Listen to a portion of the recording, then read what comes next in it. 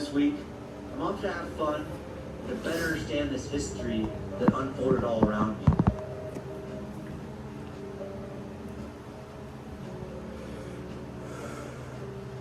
Man, only if I have someone in here talking. So the adventure begins. I'm hoping today to get a nice hike, a nice mine exploration, potentially some treasures, and then a nice rebuild. It's always nice seeing kind of the cabin come back to life a little bit. And finally, a nice overnight camp. I've done it in a little bit. And for now, you can sit back and enjoy the scenery.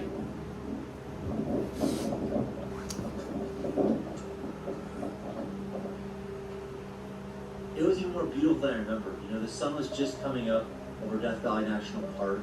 It's that point in the day where there's still haze that just shows all the different layers of the mountains beyond you. And it's exciting, you know. I was pumped to kind of have a day adventure.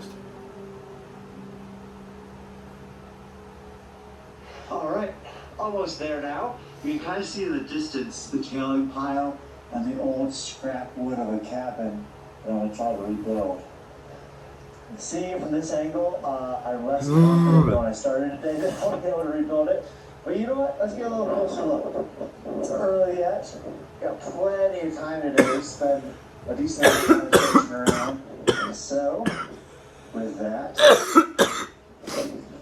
I shall continue my trek that away.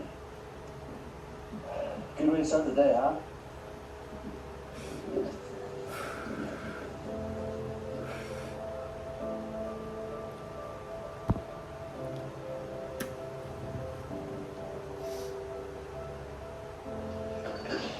Good morning. Here we are. There's two mines here, two mine entrances, I should say. This is entrance number one. That old tree laying off the top. Entrance number two is over here further, and that is closer to where the cabin is. I'll be hoping to restore is too strong a word, so I'm going to say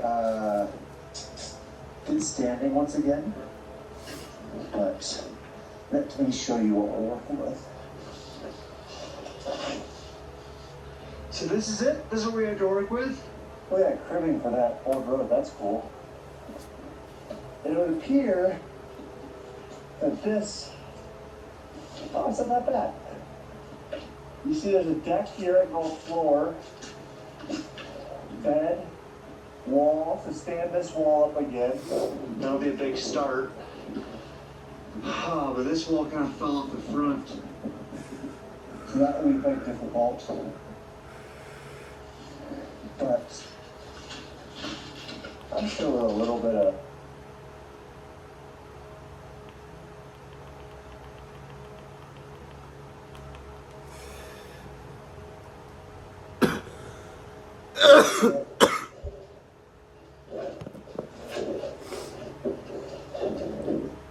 So I'm excited to kind of go in there and do a proper explore. There was two main areas in there that I wanted to look at last time. There's a ladder going up. I think it would be very interesting.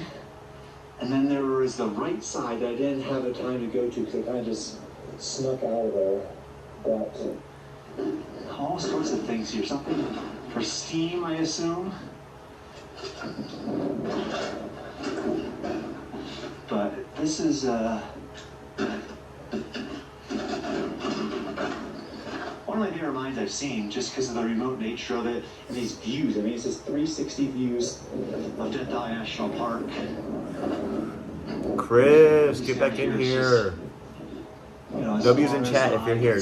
Let me know if you're here. And this, I'm not able to see, so you gotta let me know. this is what I love. Spam some W's. Ooh, that's a pretty straight piece. Who do I use that? Take your hit. But I really like exploring mines. Take your hit. As you can see, the timbering that they use to secure it is collapsing. So I'm going to be careful not to touch any of that. Yeah, it's steam pipe. Or water pipe. Going all the way back. Chatters, chatterinos, what's the word?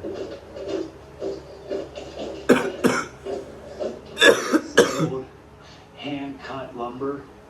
Nails. So that gives you an idea of how old this mine is.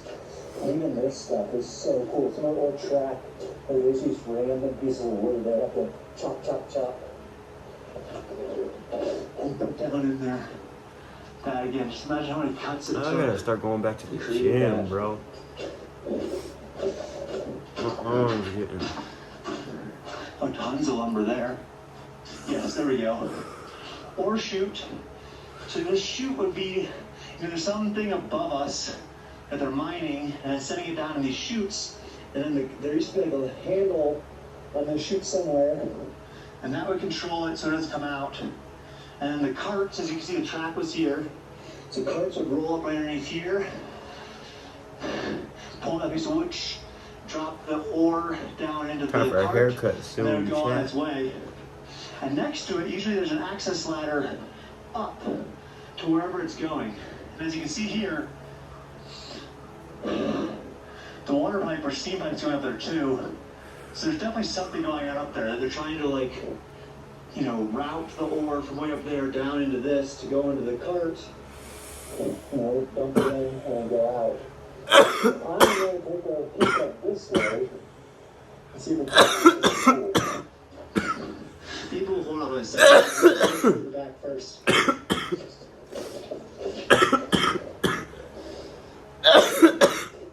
This is quite a bit of this mine. Bunch of dynamite boxes over there.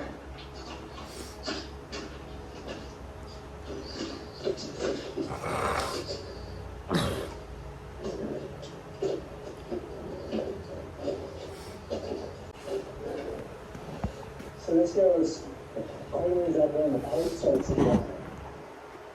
kind of freaky.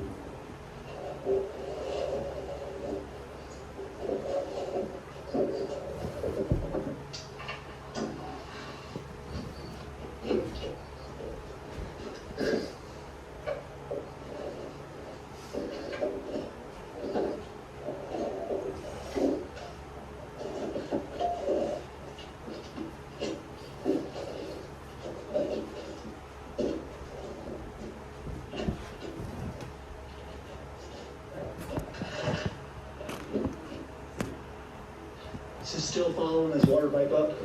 It's kind of narrow, weedy little, you know, holes all applied. Oh, looks like there is a scope.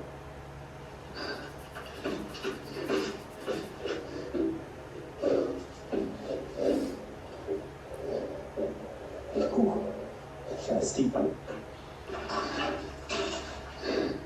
So that's interesting. Obviously, they're cutting something out here, but the pipe keeps going up. There's little rags everywhere. That's an old, look at that.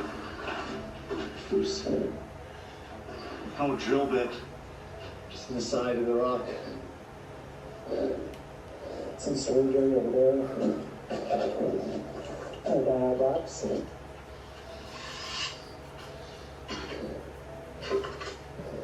Giant powder pumpkin. Keep that there. Oh, look at those rocks up there. Crazy little weird, like, sliver of rock there. That's crazy. I don't know if it's coming out, but look at all these crystals. I got 2 of those. No. This is just a wall of crystals. Like, see it?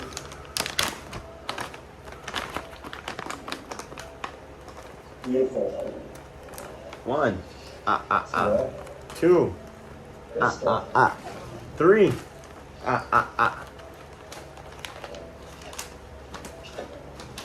It's a little secret we like to explore. Yeah, these are tons of crystals in there. I wonder where this pocket was. Beautiful though. I'm backhanded out of this weird crevice. It keeps going up that way. And then it's kind of Tropicana chair. this way too. Cherry Tropicana. Let me stop saying that wrong. Look at this.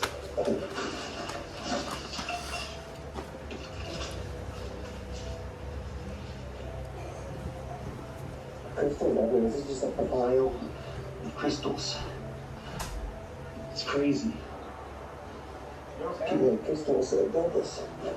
Now, all up there, what they want to do is, I think I'm going to use the water pipe as kind of like it's very steep.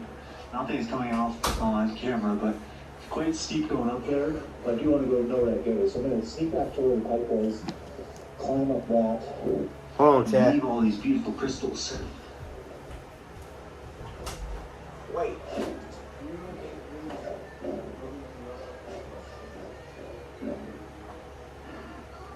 See back down. Where it's coming from? So the water is going down, down, down, over the crystals. And see if you if you look, stops there with some shoring from the rock. I wonder if that's either another level or potentially outside, because there's nowhere there. Hold on, chat. So that's where we came from, way down there. So many dino boxes here, and we look. It actually does lead. You can't see, but Oh my God. One outside there. No, so.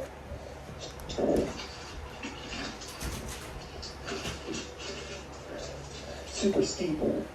Can't miss that step, so I'm gonna turn off my camera, make sure I can adequately get myself out of here. Heading back down. Ooh. Oh shit.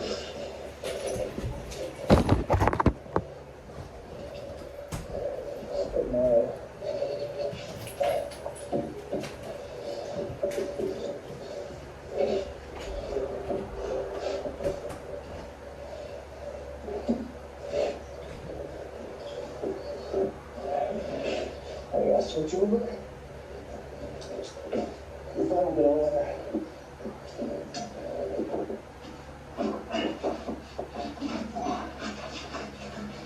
It's a workout.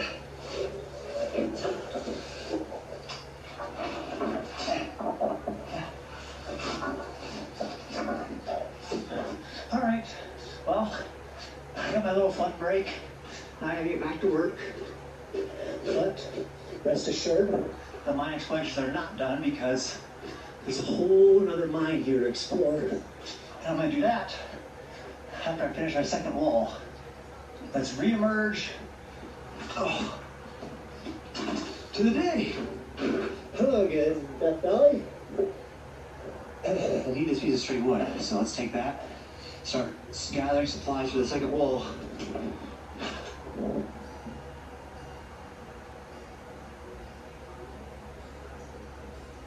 Alright, that was a bit sketchy, but it's at least up for now. I'm going to get some siding on this. You know, long term, this wall has to come down. Or not down, wall, be moved down. So lots of bracing is just, for now, to give somebody a break from the wind and a break from the sun, and provide some type of gazebo type effect out this way.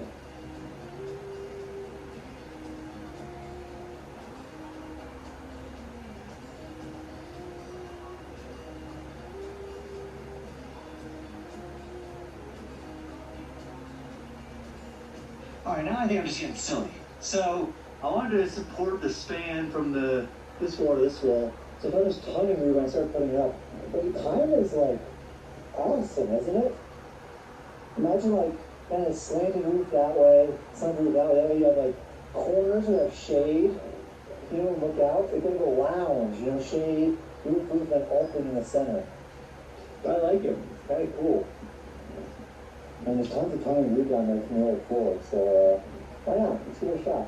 And to those of you actually in the construction trade, I apologize. I know none of this is how you're supposed to do any of this, but you know what? I'm having fun. And I think when you're learning a new skill, that's what it's about, is having fun. Because you let perfection stand in your way of learning it, you might never learn. Like even earlier this year, I never made a video in my life, and I thought, hey, you know, getting by this tripod is going to be scary, and I shouldn't do it unless it's perfect.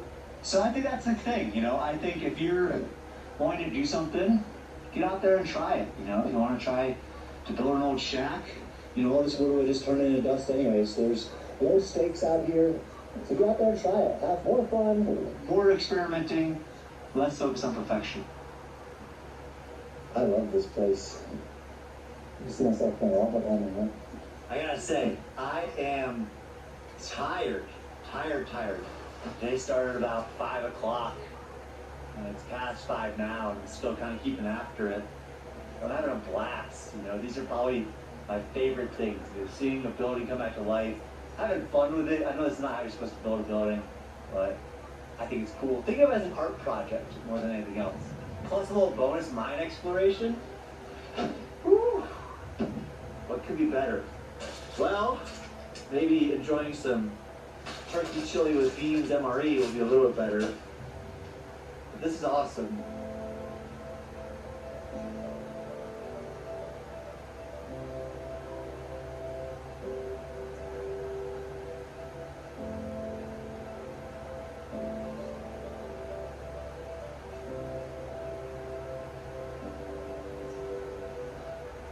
All right, dinner's done. Time to go explore mine number 2 on the day. It's getting later. Breeze is picking up. So let's go explore. Let's get in here.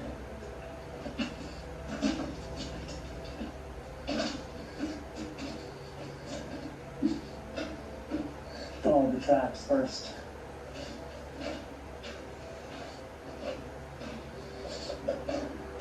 Whenever I go back in these mines, to me what it's like, it's almost like history has stood still. You know, when I come back here, I just look around, and I look at stuff like, you know, this timber in the wall here. Like, that hasn't changed since the guy that did that put it in. You know, even better yet, over here are more of these hand-chopped ones, you know. It took hundreds and hundreds of little cuts to put together. Oh, man. Look at that. So this stope, you know, all these things were put in by people, obviously, and since then, they just remained how they are, just waiting for somebody else to come along. And I think everywhere else, history can kind of be fluid, you know, buildings get added to, removed, remodeled. But these mines, when the miners left, they just left. And so it's one of the only places that I know where it's like, perfectly preserved. Look at that. Like, where does that go? That ladder is nowhere near stable enough to explore on my own.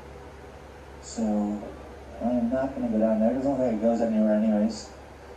But, you know, back in here, it just feels... I just like to put myself in the shoes of the guy that cut that tree. You know, what was his upstreams? And did he expect 100 years later somebody to be prancing around in here? Now, there does appear to be stuff up there. You know, obviously, they were mining up there. You can see some timbering holding in some rocks. You can see some timbering holding in some really big rocks right there. But it almost like this is like a passageway up. So you can skirt up that way, skirt over, do a little bit of rock climbing, and see if there's anything interesting up there. Look at all that. They're just like shoring up the rock. These beautiful colors. It's remarkable.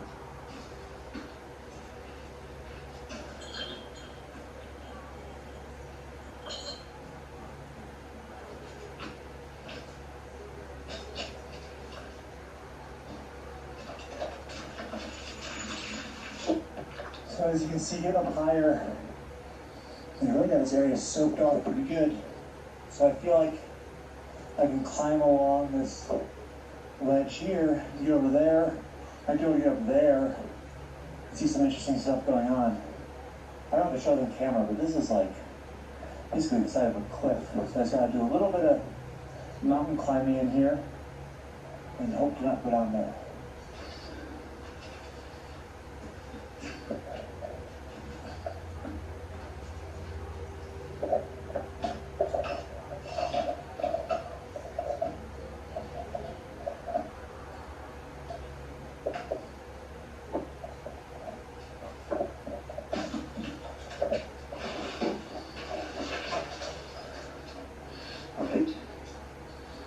Halfway, and there's where we came from.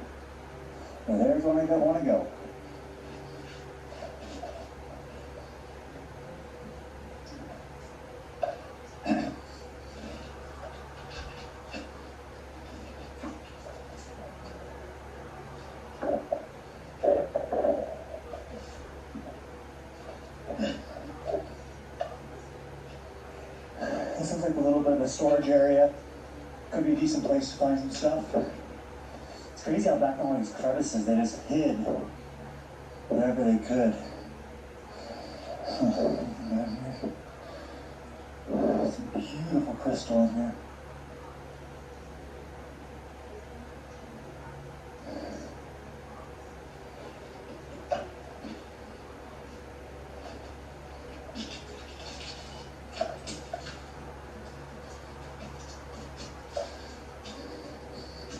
Old bag. That might be silver ore right there, that black stuff. So there's still some silver back in this mine. Look at all that. There's crazy colors in this thing. What have we got here? Back down to that level. Looks like I got nothing on this side. It's crazy what Shit. people go through for a living back in the day, huh? Just back here, mining away. Look at that, just like keeping rock up. That's beautiful. What went on? There's probably more silver ore there. That's probably why they cut out this whole stope. That's fine. Just going after this stuff. That's a big light. No money for I don't want to do that. Safely back down. I'm up there to the main level. Power. Jeez. Search between. Look at this. Got all that from them trying to inside. Chatterinos. This used to be a big mine for sure.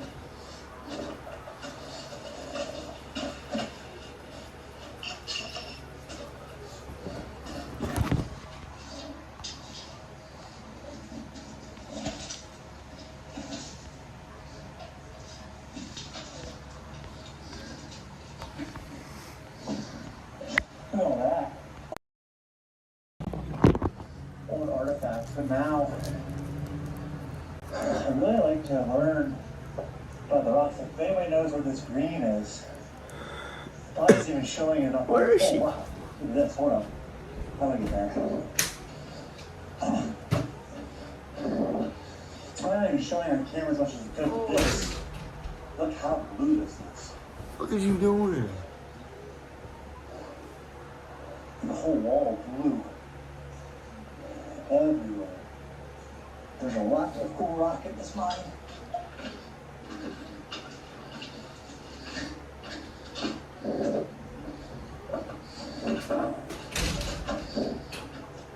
This might be a short expedition in the second mine of the day. Oh wow. Oh man. Talking about pretty rocks.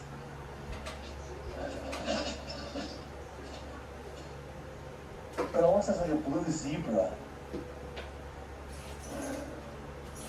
What is that?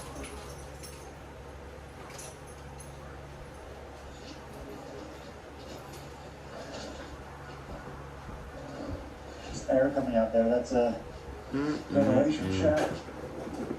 Yeah, I'm sticking with it. This is probably the prettiest mine I've been into to date. Like this wall.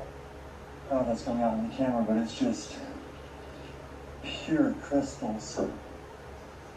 Whoa. And there's blue stuff too. It's almost like it's growing on top of the other rock. That wall right there is just incredible. What's good, chat? Crystals.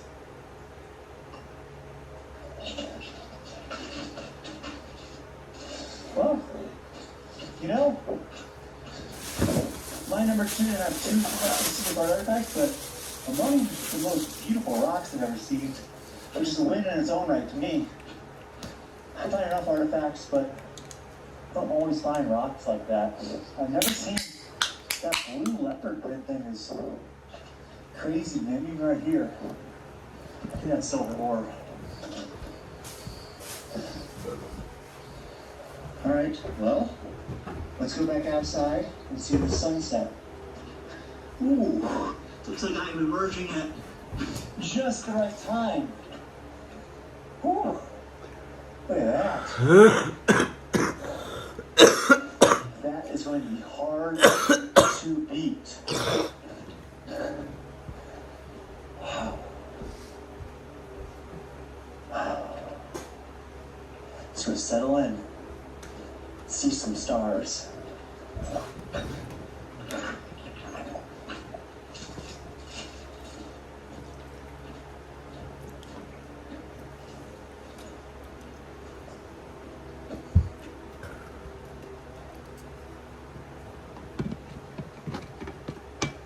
When I was out here today, I had a lot of time to think, why am I so drawn to these old buildings?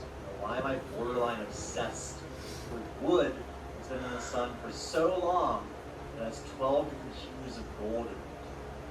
And I think it's because those golden hues is what makes it unique.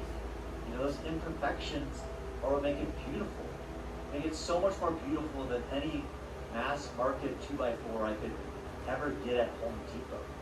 And these signs of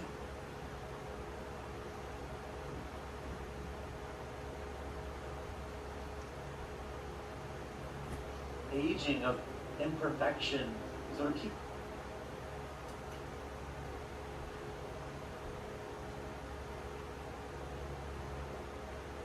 You want to show them the bedroom again? Yes, I'll do the bedroom. Or the bunk beds. Don't flush the bathroom. Okay, Hey, ready?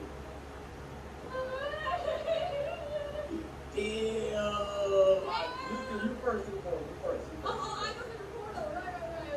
Okay. Bye, guys. You're gonna see them in a second, man. Oh, sorry. Yeah, you don't have to. Bye, guys. It's all part of my plan. I know.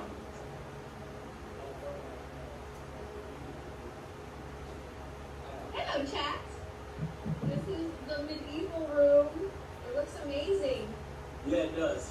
Hi. It's actually something I've been needing to tell you. What? I'm taking the bottom one. What? No, I'm taking the bottom up. There's no way. You should even trust me on the top one. There's no way you think that's safe. Agent, I'm taking the bottom There's bunk. literally no way you think that's a good idea. There's no chance. So I'm doing the bottom bunk because I sometimes sleepwalk, I sleep talk, I sleep my That's eyes okay. open. Not even. But I'm against compared to imagine if the whole shit fall apart and you die. At least I'm on the bottom bunk. No, see, you when you're dead, you're not gonna think at least I got the bottom one, right? Or even worse, you survive but you're severely injured. No, that kind of sucks. Yeah. But what about you? Let's go be fine. Yeah, like there's no way you're gonna destroy something. Let's just test it out. Let's see like. Looks Rice Krispies. 4 simple ingredients. Hold on, chat. I'm rolling up. That's it. There ain't no one here talking, so. Just need more space. Look at I'm suffocating. Oh no. Is this the episode with the breakup? How am I find the money? Okay, let's simmer down now. Y'all need real talk. No.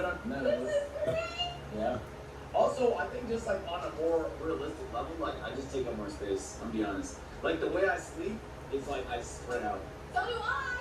Yeah, but you're like a smaller. You're like a little bit tinier A than little you. smaller. It is in terms of like form factor and stuff like that.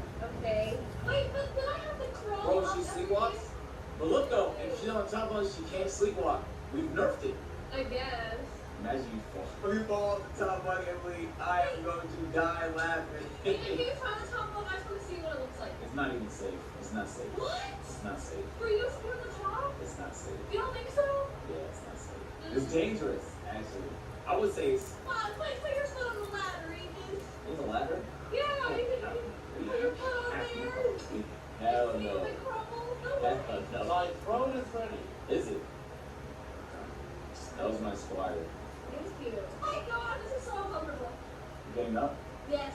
Why is that uncomfortable? The bars dig into your feet. So you just jump. You can jump that. Jump this? You need help getting up? Yes. Yeah, you should do that too, okay? Really? Yeah. I can step onto your mattress? Yeah, as long as you want to shoot them. Do you need like a step ladder? Maybe? A peasant? So Yeah, maybe like you go from there to this and then up there. So this is the way I get onto the bunk bed every time? Easy. You look perfect. Yeah, that's home for you. No, you should try this, Agent. That is home for you. All Come right. on. Cat, don't we want to see Agent on the top bunk? Now I'm right here. That's pretty cute. I'm not gonna lie, chat. This room is tough, bro. Yeah, I'm glad we went bunk beds too. And this is me when I'm sleeping. I'm like this. So, No troll. are you okay with that? What? This bed is moving a lot. What do you mean? Like, do that again? What if I want to... Yeah, it's falling apart after this. No troll. I don't trust it. Agent, come on, just one little sit up here. Shay, you think I can survive if it falls down? Party, Yeah, I'll be alright. party. As long as it don't hit me in the head. I know this is kind of dangerous. Nervous. You're gonna switch. Wait! Agent, are you excited to spend the next however many days together? Yeah, in like 24 hours, I'll probably regret it for sure. Regret it? Why? Because I'm fucking mad as shit, strolling on bosses and stuff like that. Yeah, but it's okay. You can crash out on me all you want. Clip it! I have full consent to say whatever to Emily in a state of anger. Lock it in. I've been given full permission to violate you verbally. Yes, just don't call me a bitch asshole, I guess. Are you sensitive around the word bitch? No, but I love saying bitch. Me too. Really? Yeah, yeah. So I'm calling you a bitch. Yeah, yes. And can I call you a bitch? Of course, bitch. Oh, bitch. Okay, good. That's good. I need No. that word. Okay. I need that word. Yeah, but why are you calling me a bitch and not the boss a bitch? Who is boss? Like any boss. You should be cussing out the boss too. Yeah. Fuck you, stupid little ass Hey, bitch. fuck you, bitch. Yeah, stupid ass bitch. Pussy. Ugly ass. Weak. Hoe. Okay. I was gonna say, for a second you fumbled it. Yeah, I have to like You put it together. work on the delivery a little bit. Okay. Other ground rules. Ground rules? Yeah, ground rules. Rules for the ground? When we eat, speed up. Let's speed up. Let's speed up. You trying to get down? Soon. I'll do it later. So, Agent, I still have my Chipotle bowl from 3 hours ago that I haven't eaten. And I think Agent ate it in like 2 minutes. My bowl was smaller as I'm trying to lose weight. That's true. Otherwise, I probably wouldn't be able to finish it myself. Really? Yeah. I don't know. You eat pretty fast. It's very impressive. No.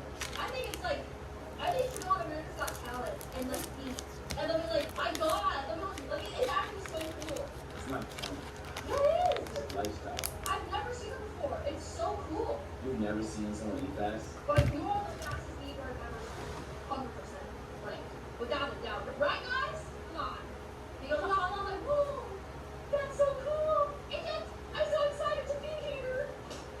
Check. Okay.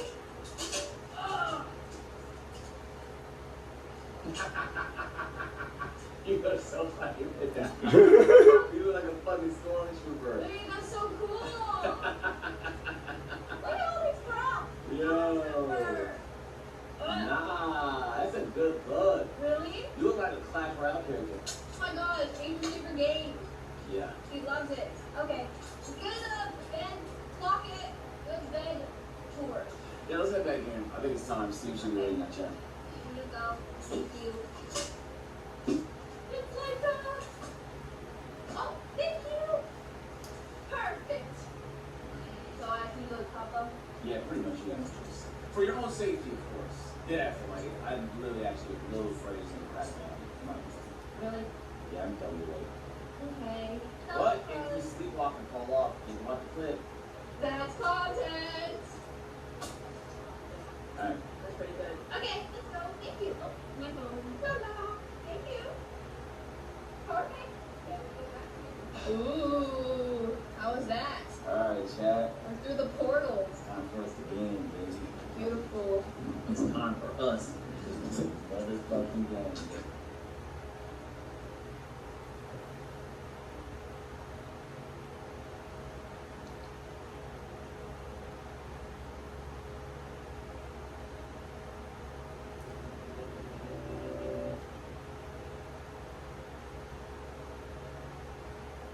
When I first moved up here, I was all alone. I needed some companionship. So I got these guys. Goats. Goats make an amazing pet. They're low maintenance. They're friendly. That's Elon. Hello. That's Tofu, the star of the show down there. That's Beretta there. Beretta. Now, I think it's time to expand the family. What do you guys think? You ready for some new roommates? Huh? Oh, you're interested, huh? We have to expand on this pen because tomorrow there is some new animals coming to town. When you're the swim, soccer, dance mom, Meyer Pickup has you covered. One stop without the shop, that's the good life. Thank you for doing that. We do more to make life a good deal better with Meyer. What do you think, Tofu?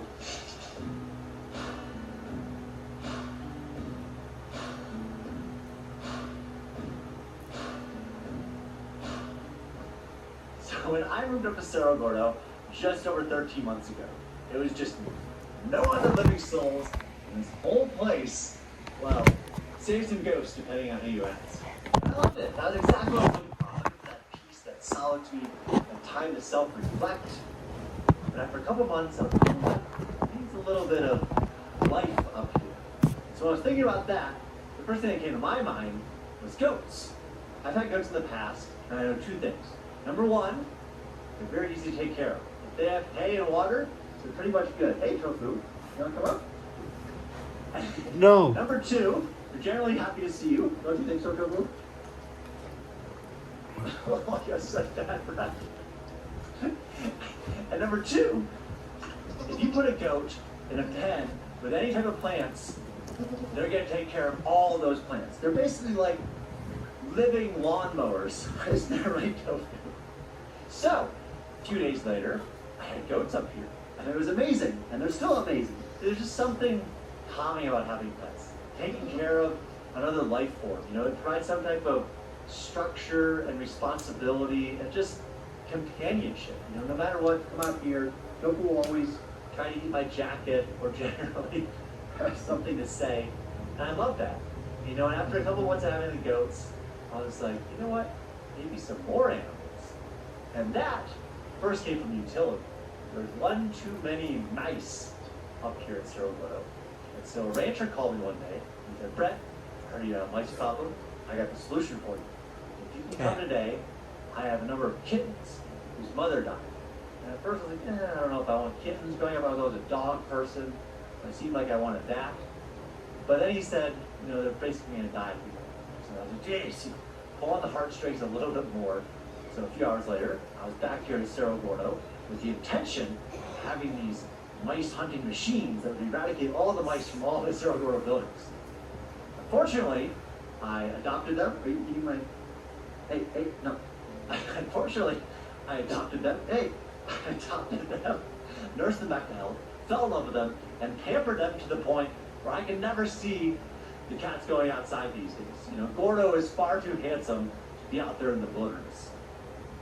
And after that, it was wintertime, so I thought, you know what, let's pump the brakes a little bit on this pet expedition at Cerro Gordo. Stop eating my sweatshirt. But during that time, I started researching. And I found alpacas.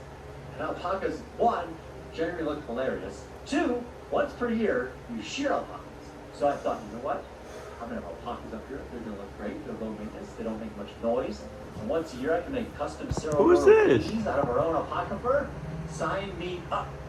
So I started looking for different places to get alpacas, and I found Please, this sanctuary. help me just get outside to of my LA. goal. I got What they do $10 is saved up. They've taken alpacas from people that couldn't take care of them. You know, whether the person had too small a space or just not enough time on their hands. That's what they do. And after a bunch of conversations with the owner, I decided alpacas for me. And she's like, I'll let you know when I got it.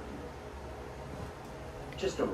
Cause you see I this? got that magical I want to get that. She says, "Brett, Please. I think I got the alpacas for you. There are 3 adolescent males that don't know each other that need a home. I said, sign me up. 5 days without roommates. I know, babe, just alone in here. Ready for some new company? Yeah, okay, Tofu. The animals coming later. You have to get along, Elon. So what I'm going to do today is take this down to Keeler, and Keeler transfer into a 2-wheel drive truck. But that's not even going to be big enough for the alpacas. So I was planning to get a minivan. Apparently they fold up or something and go in the trunk. And so what I did is I researched the closest rental company. And the closest rental company to Cerro Gordo is in Ridgecrest, just about 2 hours away.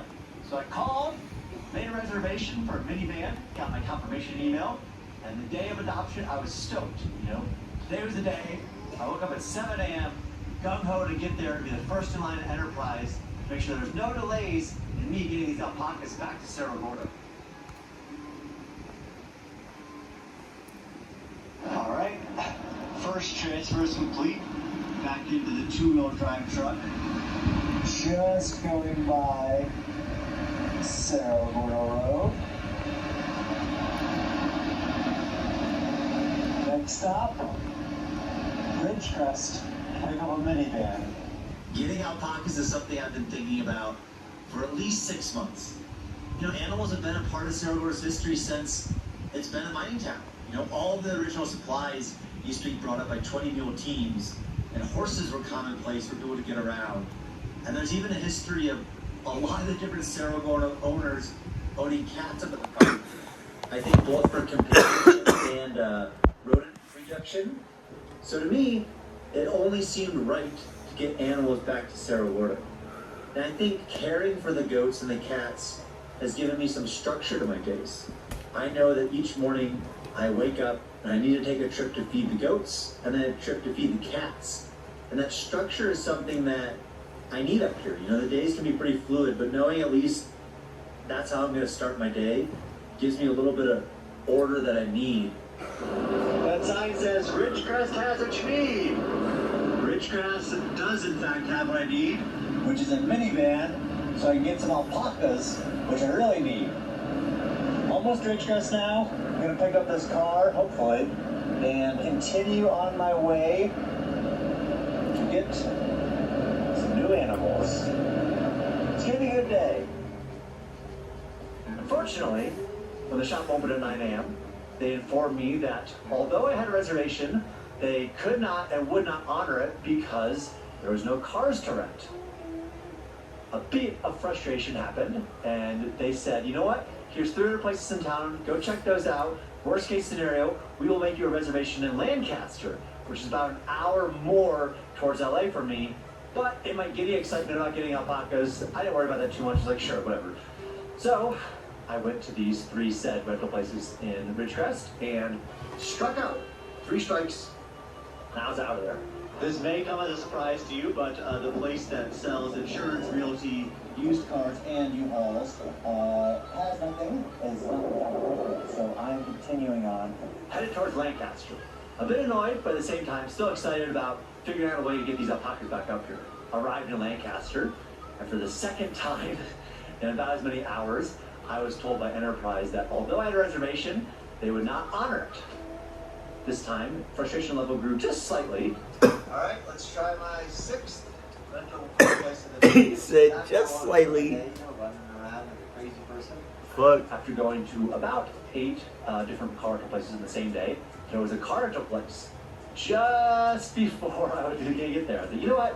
Why not? Let's try it. So I go in, and I think someone wanted me to have alpacas that day because not only did they have a minivan, I got in and rented this thing within 10 minutes. I was back on the road in a minivan that had been eluding me the entire day prior.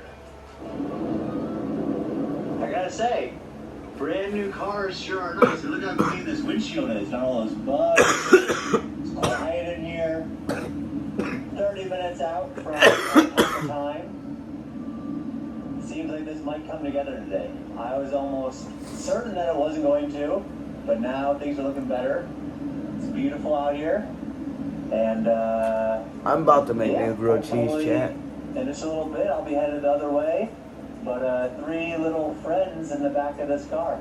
I pull up to this sanctuary in a minivan right when a school was there getting a tour and learning about alpaca feeding or something.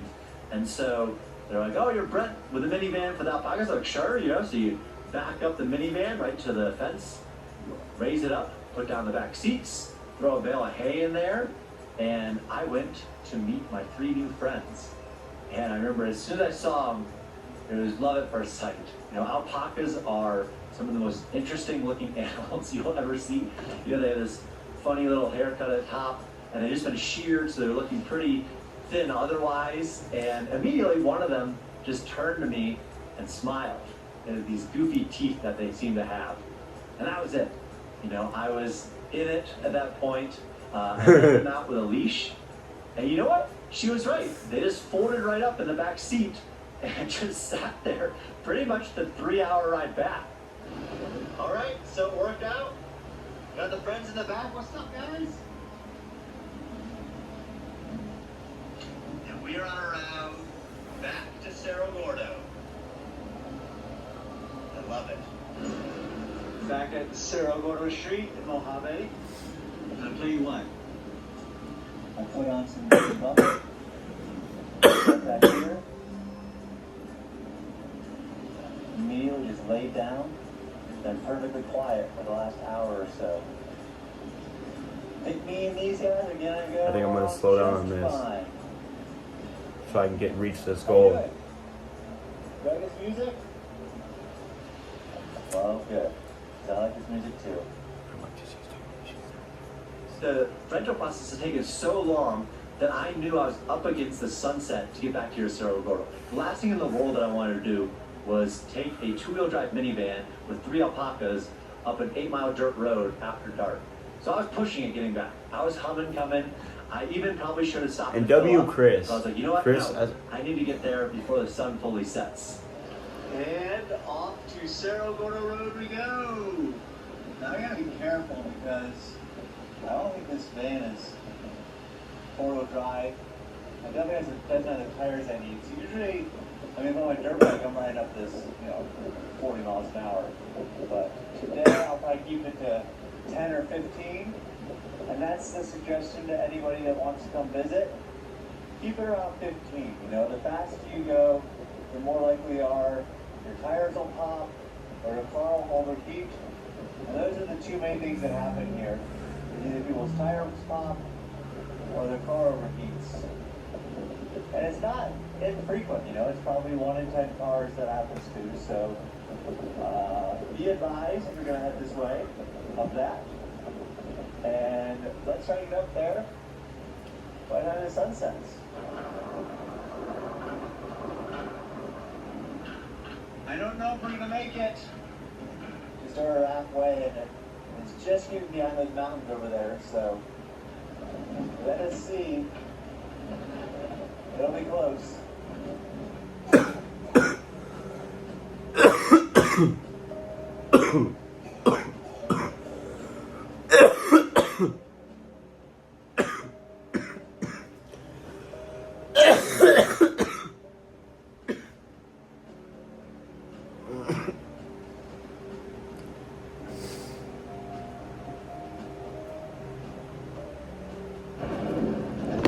Coming up on the final turn, and the light just seems to barely be holding out for us. Well, they at least have the afterglow of town, but right now.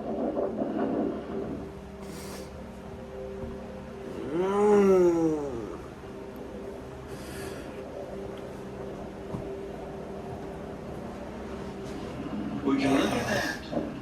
A little bit of sunlight left. Welcome back to Cerro Gordo. And so we got there just as the sun had set. And then it seemed the alpacas had gotten really comfortable in the van. Getting these alpacas into the van became a whole process. All right, it looks beautiful. You guys ready? It's almost a moment of truth. Hope you're ready.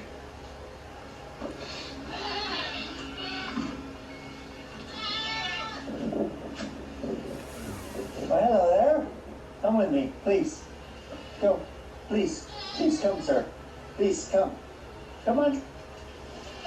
Come on, go. You're free. Welcome to your home. Yay! Yay! Yay! Look at this, the initial interaction. What do you guys think of each other? Oh, Chachi's meeting tofu.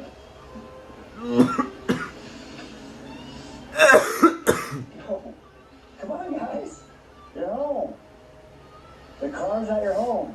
Please. convince you? Food? Come on.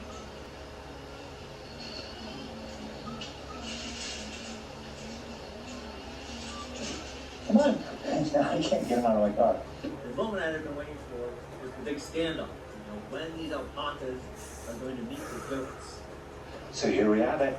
The first meeting. Look at them. Goats and alpacas are meeting. I'm gonna separate her for right now just because I don't know how they get along. What do you guys think? Do I go in there? The time has come for these two groups to merge.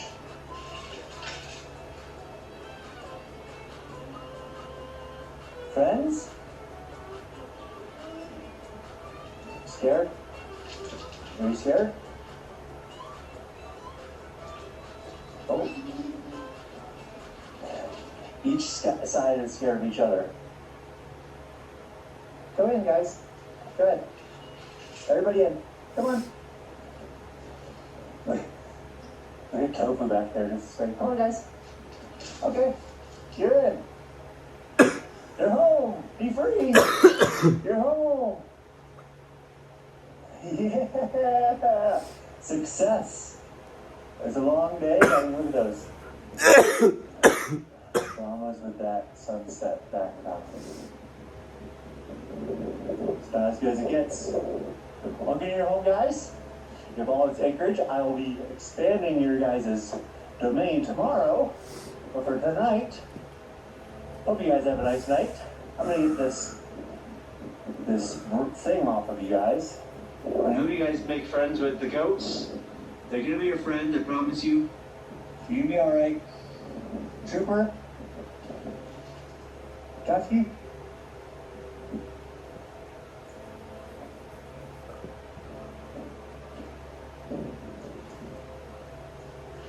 I don't think they follow me.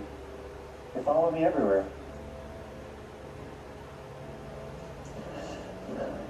You guys gotta do a better job of being friendly. You hear me, Tofu? All you guys. More friendly. These guys. Uh-oh. Tofu, they tried. Now it's your time to try. Go try.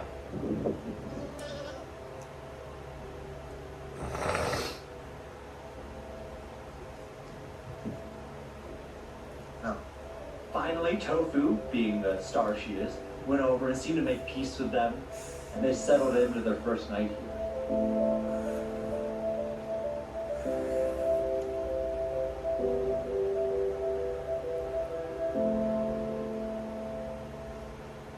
Chutchki, it's time for me to show you the town. You ready to meet Cerro? Come on. Lead the way if you know where you're going. We're going this way, though. Other way. This is why I need an extra phone. I would be live all the time. Chutchki, come on. This way. We're going to go see Lola's. It's one of the original brothels here in town. Just got rebuilt. Not saying I got rebuilt for you, but it's rebuilt. Don't feel like it? This way. Look at Lola's. Roof on and everything. Here, you lead the way. Show me how it's done. All right, come on. Let's go in the asset office. This is where they used to test the quality of the silver.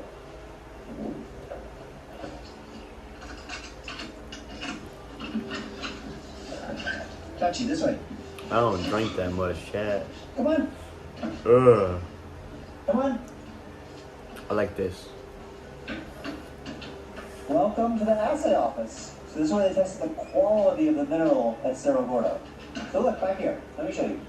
These are the original silver bars from the town that you're now staying in. That's called the Widowmaker. They used that to blast the dynamite here at Cerro Gordo. Let's leave.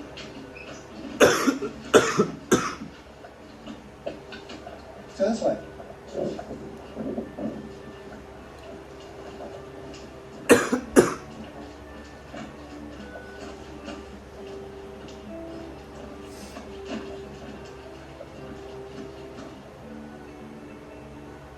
Chachki and I beelined it back to the pen. You know, he had just absorbed too much history for one day. I get it. It's an overwhelming place. We can continue the tour tomorrow. I'll show you all. Then you can tell Trooper, and Trooper, you can tell Stoney. And after that, I read that you should not, in fact, have goats and alpacas together because male goats, Elon specifically, who's back there eating, can be very aggressive, and alpacas have limited defenses. So, I decided to construct a fence. Constructed a fence right down the middle of this pen. And then that night, it snowed. Even though it's the last week of April, we had a freak snow. And alpacas are fine in snow. You know, they can handle it down to 15 below Fahrenheit. But the next day, I decided I needed to build them a pen. So we had a volunteer up here, and over the course of a day, constructed them what I believe is a very nice little pen. It's all done. It is. I built this whole It's a Sarah for you Gordo. guys. Do you guys like it? Huh? I think it looks amazing. Guys, come in here. Come on, come join me. Live a little bit, you know? You have this beautiful manger of sorts. Fresh hay, fresh roof, view. You'd be safe from the elements. These days, these guys are set up. They got a pen, they got a fence, they got more land than they did before.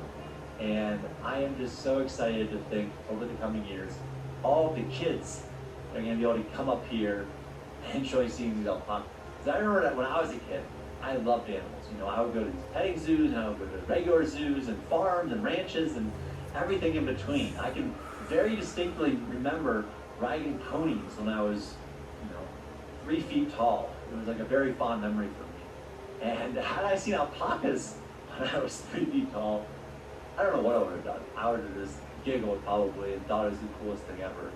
And so I hope Y'all like the tan? that in the future, many people can come, not just learn about Cerro Gordo and enjoy this beautiful scenery, Look at this. but The tan, also though. check out alpacas. Maybe that'll lead them to one day you sitting here on a bucket behind some goats next to some alpacas, talking about the next generation should learn about alpacas. So that's it. These guys are the most recent addition here at Cerro Gordo, and I'm super excited about it. Already they bring that kind of calming energy, and the goats can get really riled up. These guys always seem pretty chill, kind of like me. So, I hope that continues this week. I hope you guys are chill. I hope a lot of you guys get to make your way up here, meet these guys in person. Because let me tell you, it might look fun and interesting on camera, but they're a lot more fun and interesting in person. So, until next time, I am Simon. Ladies, if you ever over.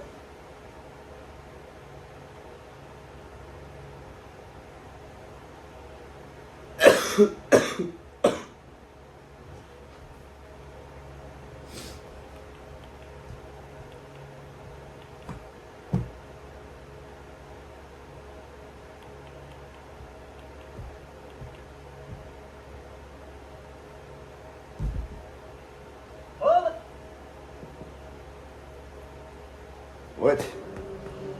You did not. The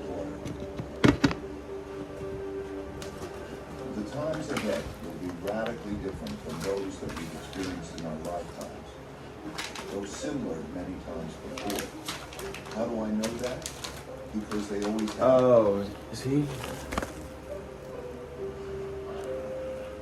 Chopping Over chair? my roughly 50 years of global macroeconomic investment. If you're on Kick, I'm sorry, I cannot read chat. It's just not allowing me. This track you see around me used to be part of the largest silver mine in California, where they pulled over $500 million of minerals out of this rock. Oftentimes using one of these, a pickaxe, like this one that I found down here in the mines a couple years ago. And today, we're going to use this, not just to explore some history, not just to do a little bit of mining, Ain't no I but show to me. hopefully make some history by transforming this into something very unique.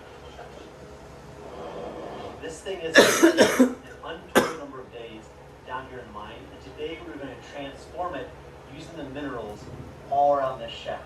I am very excited about this one, so let's check it out.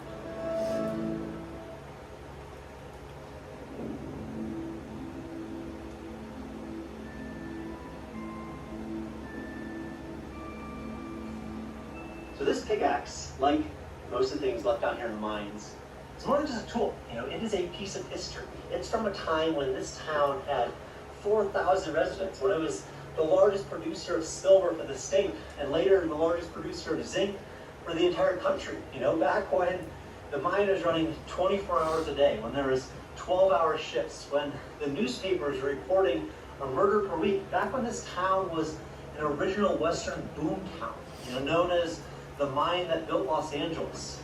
But as these things go, when this tool, this town, were no longer useful, it was pretty much forgotten. And I moved up here to Cerro Gordo in March of 2020 with this idea of bringing the town back to life. Just to dive into the history here, understand everything that I could, and share that history however I could. And not just understand the history, but hopefully add some new things to it.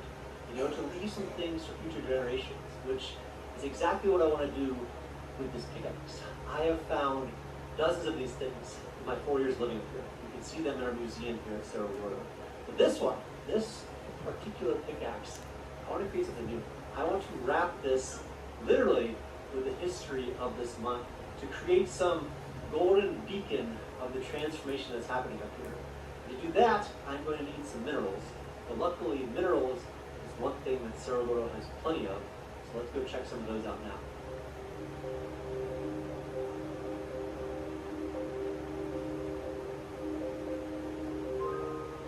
Reports back in the day show that this mine produced silver, it produced zinc, it produced copper, and it produced gold. And so slowly I started learning, how to take this, which is galena, which is silver and lead, all the way down to silver to make things like rings, necklaces, and even coins. And then after tinkering for another few months, I learned how to take this, which is smithsonite, all the way down into zinc. And doing so just gave me such a better understanding of my entire existence up here. It wasn't just it's the largest silver mine. I knew what the silver looked like, how they refined it, what they used it for once they refined it. And the two other minerals that they mentioned in these reports that were here in any type of sizable quantity was copper and gold. And obviously, gold is a lot more sexy of a mineral between those two. And so I started searching for gold, but we couldn't find it. So I turned to the next mineral, which is copper. And copper is an afterthought pretty much in Cerro Gordo. But one of the years they showed that they pulled out 200 tons of copper. And again, if you adjust that for inflation, that's something like $2 million at today's market value. So this is nothing to just sneeze at. And so I thought, you know what? I need to spend a little bit more time on copper. So my goal over the past few months was to use this knowledge of zinc that I already had, combine it with hopefully new knowledge of copper to create brass. Not just to use the brass to understand the history better here, but to use the brass to maybe make some history of our own.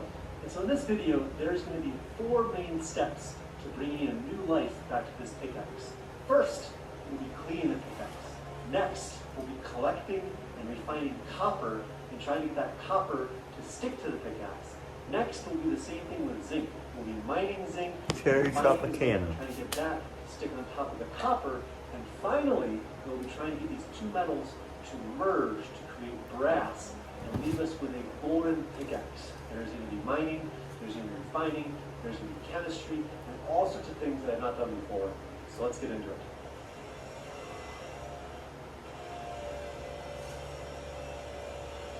The first step to kind of get off this initial layer of the flaky, crusty rust is we're going to learn a little electrolysis. So I'm going to put some water in here, some soda ash in here, mix this up. Connect this to some electricity. It's going to hopefully help push some of this rust off. Then we're going to hit it on the wire wheel. We're going to get real clean before we start coating it. And then we're going to start truly transforming this up to beauty. Get a last look. This is what it looks like with all the rust still on it. You can see I have it wired up for the electrolysis.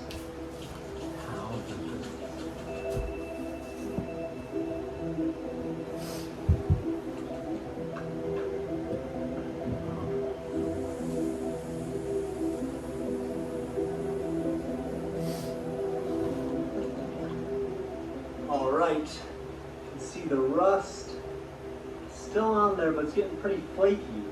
I can basically just flick it off.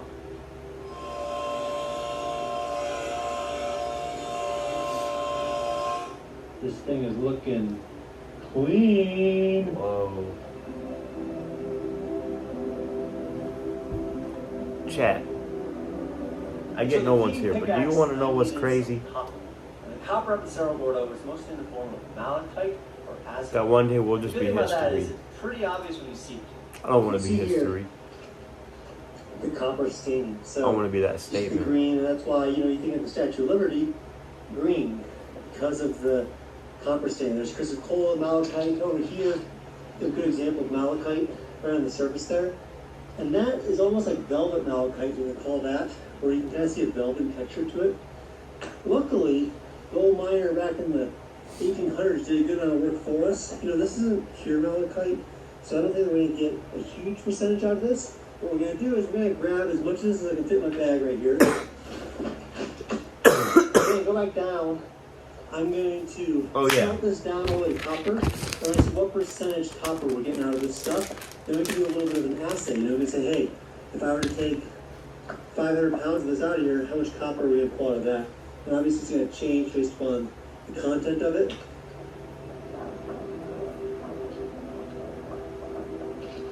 My understanding of refining copper is that you can essentially just take the malachite, crush it up, heat up some charcoal, and at the end you have some copper beads left over the bottom.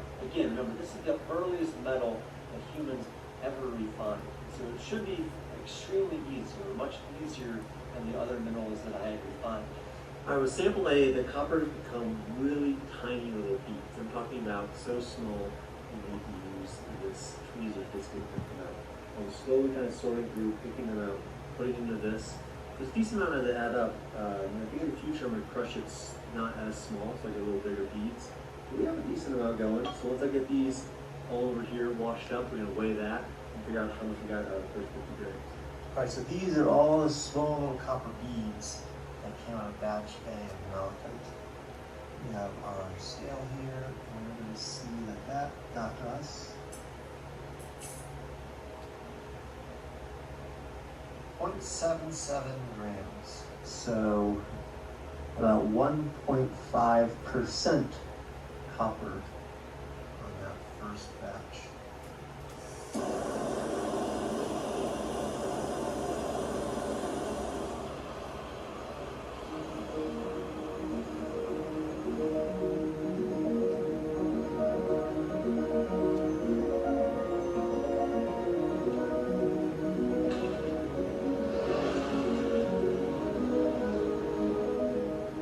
Very early on in my time here in Cerro Gordo, a friend of mine and I went for a hike.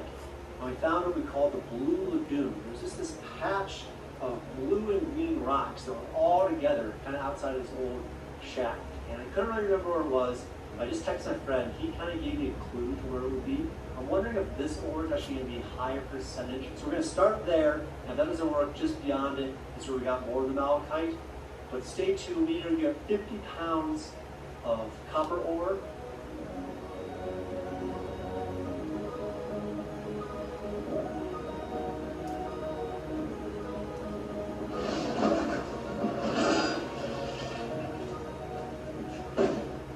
Very green rocks. These I'm feeling better about. These look real green. Real, like green all the way through. That's like a surface layer of green.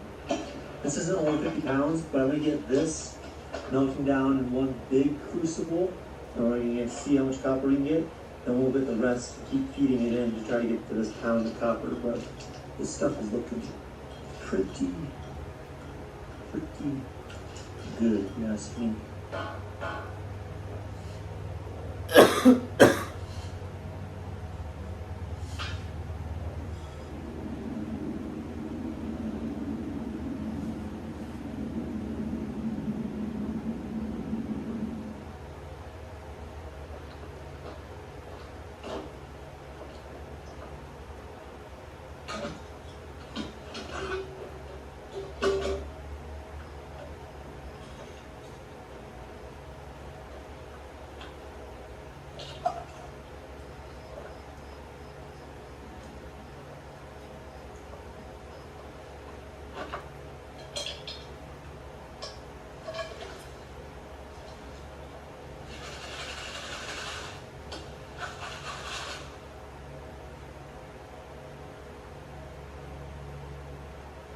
Alright, so after the Blue Lagoon stuff, that is what we have. And there's some good copper in there. It does seem like leaving them in bigger pieces yields bigger pieces of the copper in the end. But I do not know how much that is. I'm going to melt that down actually. I'm going to measure that to see how much we got. And that doesn't look like a ton.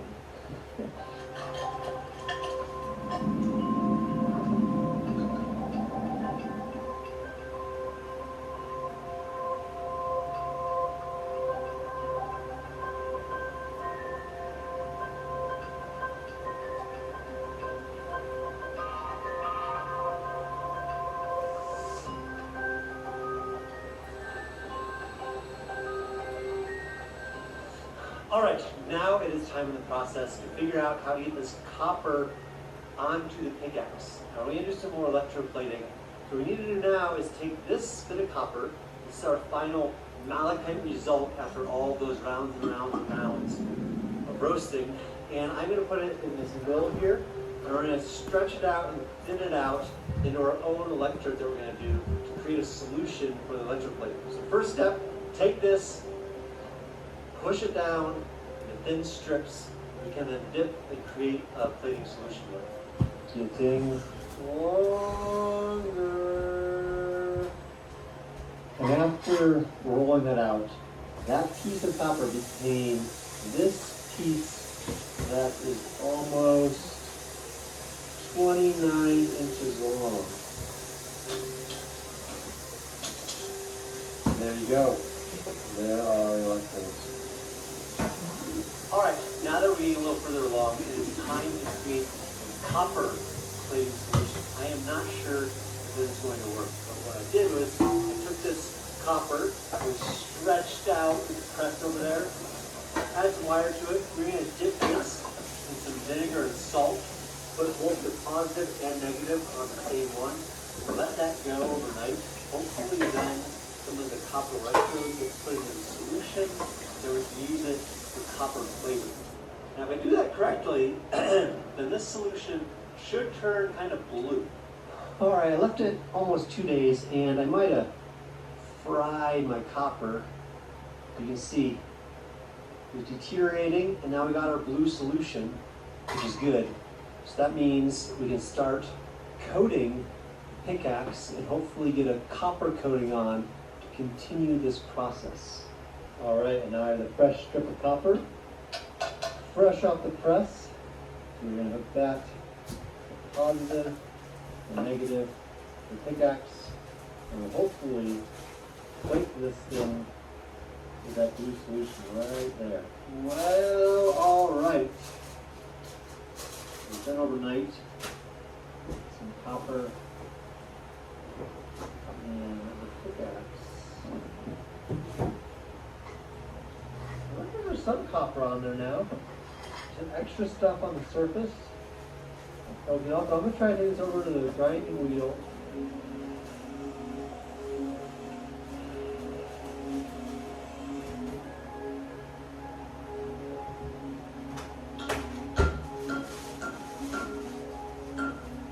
Let's talk the next part of making brass, and that would be zinc. And in this case, that would be this, which is smithsonite, a zinc carbonate. And I mined this 700 feet down this mine shaft over there, and I have a whole video about the various ways you can turn this raw substance into metallic zinc. But for the sake of this video, we are going to use the one that I found to work the best, and that is ammonia leaching. So basically, we're going to crush this up, we're going to put ammonia in. Ammonia is going to leach out the zinc ions. We're going to put in electrolysis, and all of those zinc ions are going to go over the negative cathode. We're going to scrape them off, and then we'll have zinc. And then we can have zinc and copper combined to make brass. One thing that I didn't do in the first video about refining smithsonite all the way down to zinc, I didn't get any idea of what percentage zinc I was getting out of it. So this time, I'm going to do very similar to what we just did. I'm going to see how many grams are in, let's say, 3 of these substances. We're going to crush them up. We're going to do the electrolysis. I'm going to see how much zinc we get out of this. From my research, reading some of the old USGS reports about this town, they were sometimes getting between like 30, maybe even 40% metallic zinc out of this smithsonite.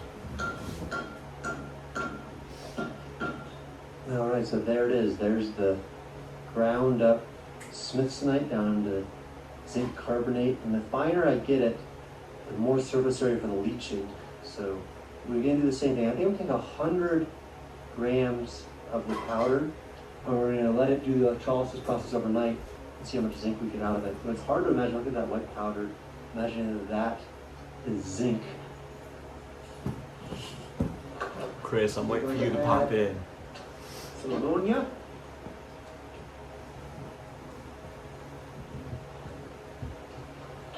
All right, and now with the ammonia solution on our negative side, you can see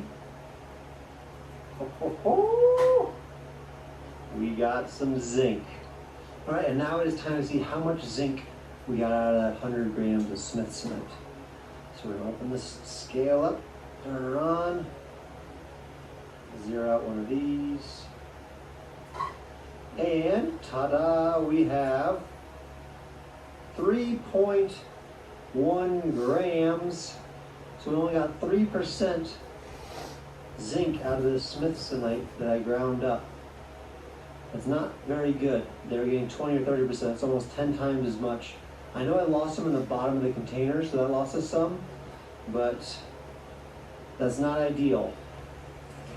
What started out as such a seemingly simple quest to bring life back to a pickaxe has evolved into a months-long journey of mining, repelling, refining, tinkering into all hours of the night. And one thing that I always have with me here at Cerro Gordo is Element. This is an electrolyte drink mix that's just sodium, potassium, magnesium. There's none of that other weird stuff that's in a lot of the sports drinks. And I've been drinking this stuff up here at Cerro Gordo for over 4 years now. It is just my go-to to make sure that I don't get those dehydration headaches and cramps when I'm moving around all the time. And I love it. It's been a game changer for me. If you're out there, you want to give it a shot, go to drinkelement.com/Brent. They're giving away an 8 sample pack for free with any purchase. They even have these really great chocolate flavors out right now for the winter months. It's amazing hot. So give it a shot. drinkelement.com/Brent. Stuff's great. I love it. So with the smithsonite, the more finely you get it ground, the more zinc you can pull out of it. The more surface area to do the reaction, all that type of stuff. And before I was hand crushing this with a hammer over and over and over and over and over and over and over again. And probably the biggest change over the last few months is adding this. This is a Mighty Mill. They don't sponsor me. They're not paying me to say this. I just think this thing is awesome. It's this little mill that attaches to a grinder. Essentially, you put in the pieces up here. It grinds it down into essentially like powder, which is this beautiful for this process. You can see just how fine this gets it. This is so much more surface area than I could get hand crushing this stuff. So this has been a huge change, being able to use this little mill.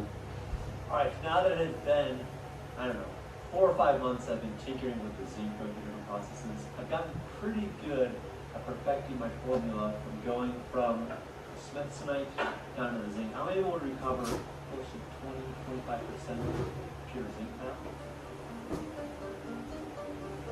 So after all that, after you run the electrolysis, you get the zinc to stick to the cathode, you're going to take this stuff and we're going to make it down into metallic zinc. So we're going to take a little crucible, take some of this stuff, kind of just pour it in there, melt that up, and then we're going to have, finally, some metallic Cerro Gordo zinc.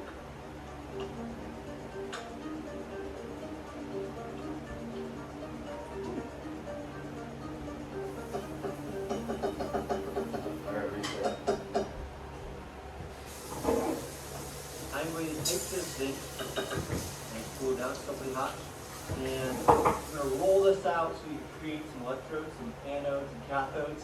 Then we're going to create a plating solution with the zinc. The zinc is going to go on top of the copper that we've already plated, and then is hopefully when the magic happens. My hope is that I will be able to basically heat up the zinc enough to where it reacts with the copper behind it and creates grass. Which would be very cool. This is our zinc solution. You can see one of our zinc plates completely gone. Hopefully now fully absorbed into this plating solution. The other, has seen better days. So we are now going to assume that the zinc is now in the solution, and as we add our copper-plated pickaxe to this, we will get a small coat of zinc. You see, this is what our copper is looking like right now. Pickaxe is looking pretty dang good, if I do say so myself. You see there's still some spots that aren't perfect.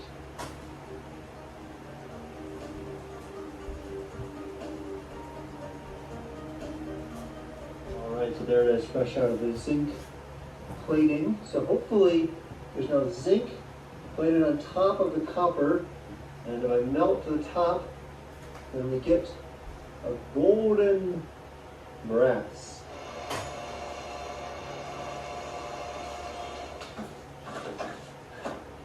Alright, now is the moment of truth, something that has been 3 or 4 months in the making.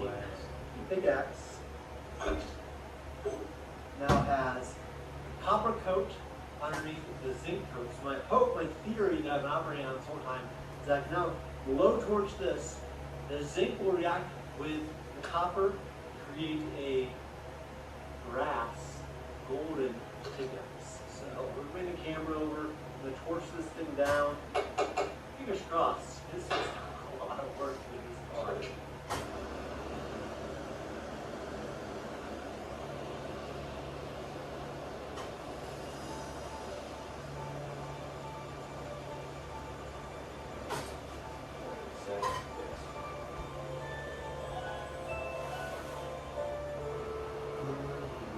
All right, we have the middle bit shined up, and I don't know if that's coming through, but that is looking pretty golden to me. Now, granted, yes, there are bits that look way more copper, but look at this top right there. Look at that. Look at this corner.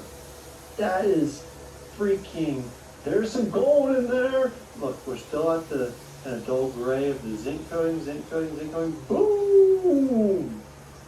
That looks golden to me. Holy cow, that looks awesome. You can see, man, some of that is so golden up there. Yes, again, there is some bronze, with some of that cane gold. Like, look at that from that angle. Bronze or brass, right in there. I still have to get the ratio right. I imagine it's not plating perfectly even. So what I'm going to do is, I'm going to heat this entire thing, and we're going to do the same thing. See how golden we can get. Just like that. That's exactly the color I want right there.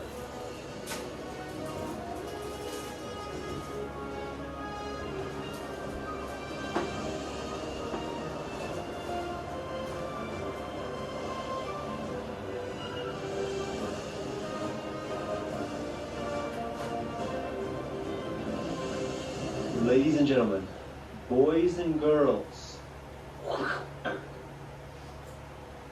a golden pickaxe head with a little bit of copper. Look at what we have. Remember how this thing started? Remember what it looked like way down the line with all that rust on it? Look at it now. We have a golden pickaxe head. I'm going to keep buffering a little bit more. I think I can do a little bit more, but that is looking pretty dang good if you ask me.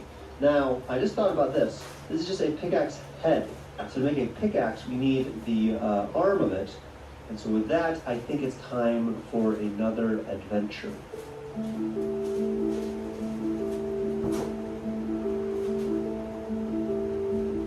You know, after months, literally months, inside the hoist house in my little shop working on this pickaxe, I went to do the grand reveal, and I realized it's just not that impressive just showing the pickaxe head. Well, I want to make this thing a pickaxe you can pick up, you know, and swing around a little bit. And so for the handle, what I'm going to try to do is find some pinyon pine, some fallen down pine here on the property. I feel like making it out of something from Cerro Gordo is a key step. So just like the grand reveal is not there yet, I'm going to go find some old wood that's fallen around here. We're going to make that into a handle. We're going to shine it up a little bit more. Then we're going to see what was made from both the minerals down in the mine and the wood around the property. So let's just try to find a tree.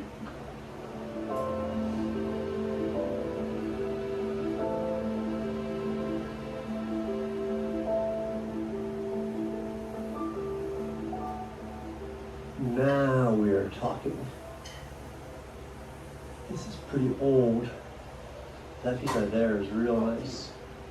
Is that straight piece?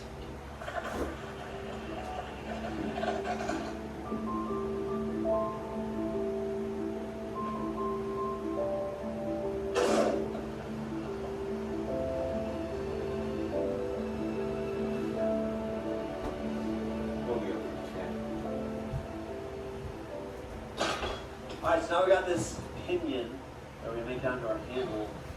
And once again, not 100% sure how to do this part of the process either, but we got there with the head of the pickaxe, so we did go with the handle too.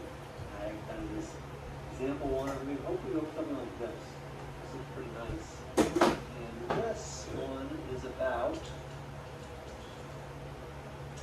33.5 inches long. So about 34. Fun fact, actually, sometimes down in the mine, shovels are cut off. And you find all these ends of shovels. I remember the first few times I had it come down, this is why it's cut down. Because the ceiling in the mine is not tall, so they take kind of standard shovel, have to lop off the top of them, so that way they can actually do some digging down in the mine. I don't plan to use my own pickaxe down in the mine, so I'm going to go full 34 on it.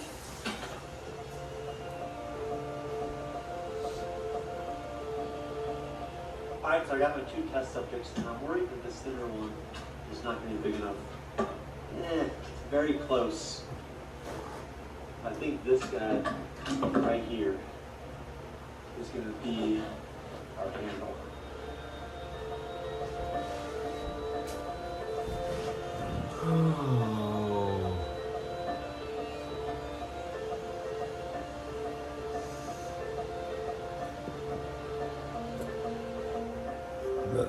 Getting closer. So after some time, a bandsaw, some time with a planer, that piece of wood, so this is some imperfections that we took out of the forest. The core of it is pretty good. Now I think it's time to do some work by hand, get some of them real good, and then we'll have our pickaxe.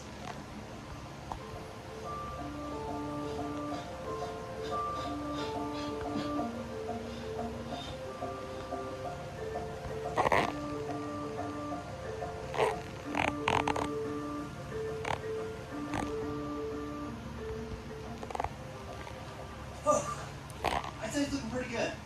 I don't know if it's on camera. There's some cracks because this is, you can see on the sun for all that 100 years, but it's the shape I pretty much wanted, which is exciting. I still have to do the head, which I'm going to cut a split and keep that on there. So I think with a little bit more work, the basic shape is here, and we're close.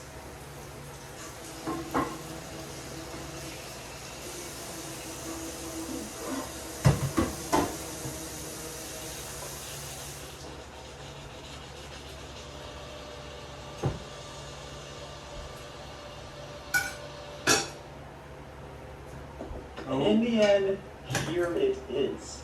I mean, have you ever seen a more beautiful black? I'm serious. Have you ever, can even think of a pickaxe anywhere in the world that's even close to this beautiful? Don't tell me if you know one, because I need to relish in this a little bit longer.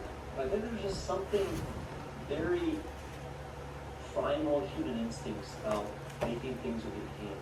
And I think especially in today's era where we're living an increasingly digital life, to go back and to connect with the raw materials that are in the real world around us and know that we're supposed to use these raw materials to build real things that you can touch, that you can hold, that will stick around for future generations is just a beautiful feeling. And it's one that I think is so easy to forget if you worked all day online like I used to for a very long time. The moment you kind of see something come together, and you can see even its imperfections remind us that it was made by hand, but that just adds to the beauty of it. It's a very exciting thing, and I am very proud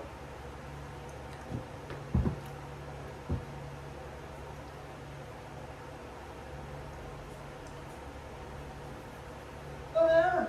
In this video, I'm going to take this piece of galena and try to turn it into pure silver. Now,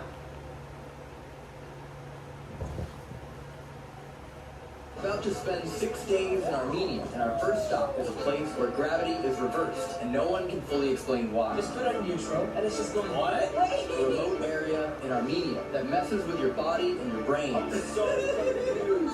Known as the place with no gravity. Scientists have tried to understand it. Tourists swear it's haunted. So what's really happening on this road where gravity seems to turn upside down? We're here to find out. But the journey there brings us to Yerevan, into strange monuments, through small villages, and into strangers' homes. It's okay.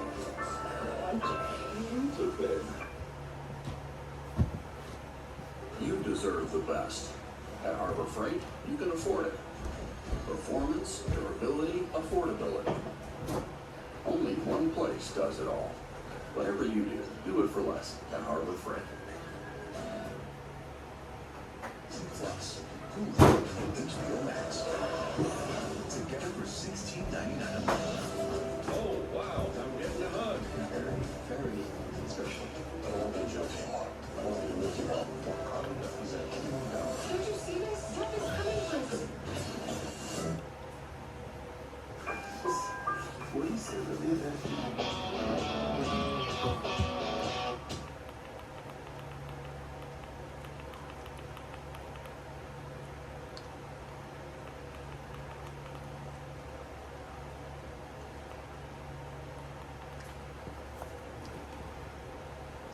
Uphill. Power lines were going uphill. Everything, we're going uphill.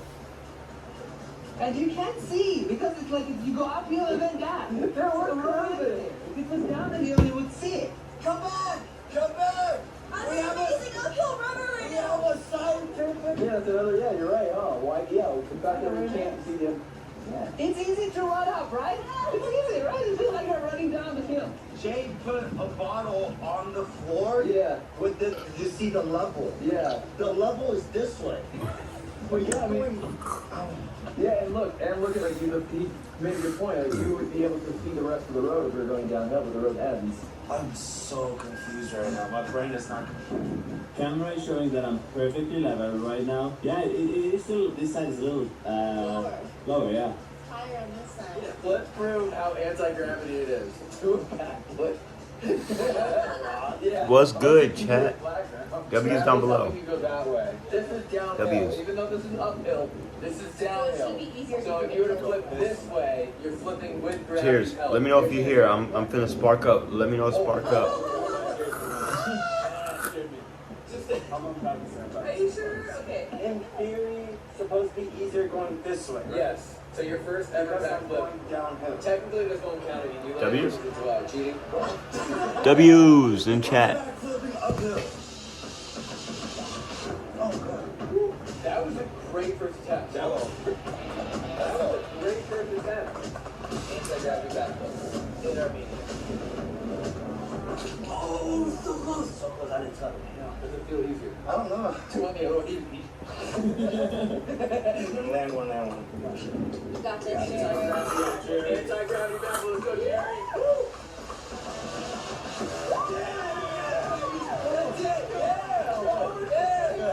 Wow, that felt good.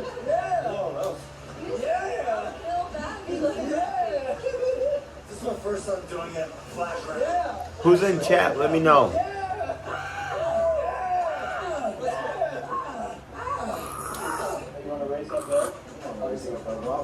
Elton have claimed that he's beaten me straight ahead race all the way. I beat you all. No, you win. I beat you all. You win. I beat you all.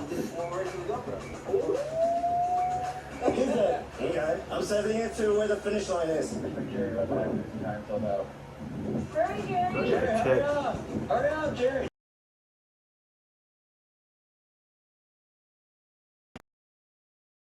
You got a 5 second head start, and then you take that. On your mark. Get set. You're going 5, and we'll go 1. 2, 3, 4, 5.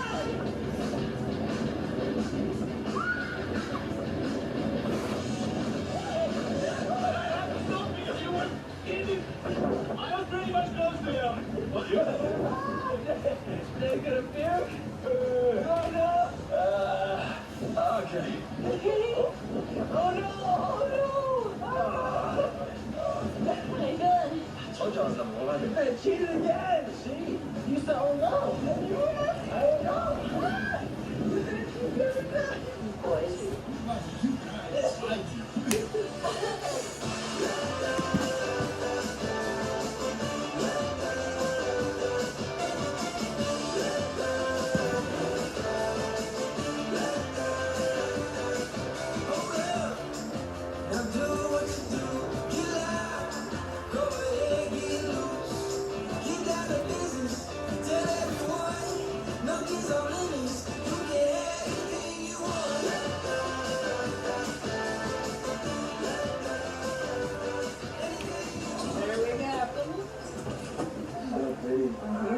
This place is a fun one.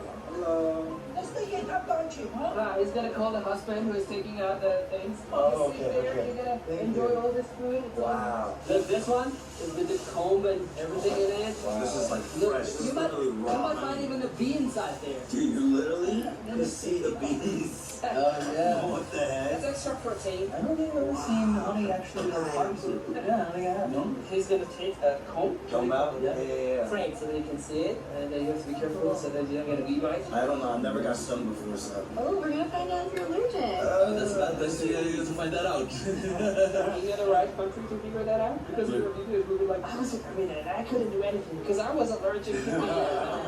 I'm really surprised to see this garden because it gets really cold at night here, like down to really 0 degrees. Wow. Honey never goes bad, right? It stays there. It's a natural antioxidant. Yeah, if you keep it nice and cool. Yeah, Dark. it doesn't matter. Yeah. Does it matter? If it's an organic, normal honey, doesn't matter what condition it can be. Really? Even cold, out in the light? Out in the light, any conditions it just survives. Is there anything else like that? Like any other edible substance? That Not like sweeties? Yeah, I think it's honey and honey. We excavate and find honeys in the jars from thousands of years. And it's still edible. It's still there. Got it,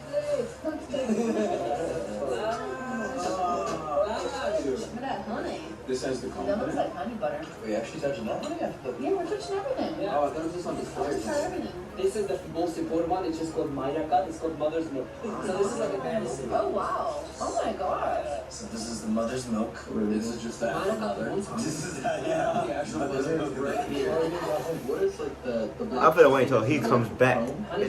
Bring your ass back. Bee leaves this thing inside here separate. So you know the mother bees? So they stay in there. So there's a special thing that they collect and they feed these moms so they can grow. This is the stuff, which is very few in the tank. We got a whole bunch of honey. We got like a little portion, only this much. So who is the one who honey? That's a honey vodka. Yeah? Hey, give me that honey vodka.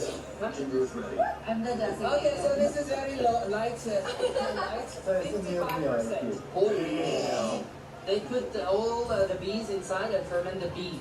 And they make this. When they extract the bee gets fermented from the actual bee. Whoa. And you get this drink. This is like the honey. This is like a medicine, basically. It's like how tequila has the worm. Yeah, same thing. competition. Not more than this each day. So this is a natural disinfection. I'm working. Oh, smells sweet.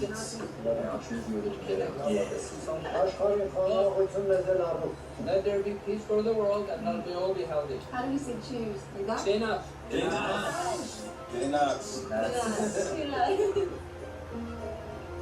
Oh, that's really good. Bringing Wow. bringing bees. Oh my god. Drinking bees. That is delicious. I never For the viewers as well. Yes. Cheers. Cheers. Get nuts. cannot. That's good. Mm. That is really, really good. Oh, this cheese is so good. Oh, homemade gin. Armenian homemade gin. I've never seen. Try it this time. I have to try it.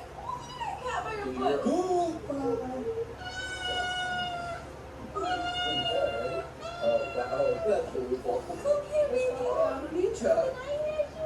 Oh yes, I love you. Hurry. It tastes expensive. Madam. Cannot.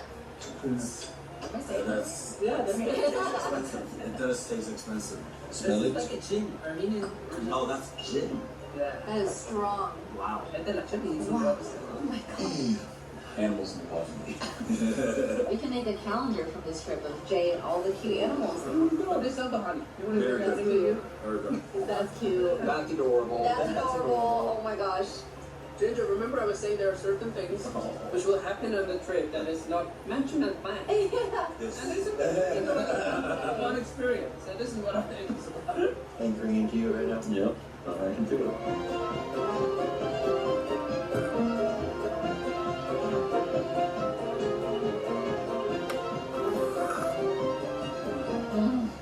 You didn't like it with tequila and lime. I feel like a queen right now. Green bean? Oh, I'm doing a queen. That's good. Okay, Jay. That's good, Jay. Cheers. You love it. I would never do this combo.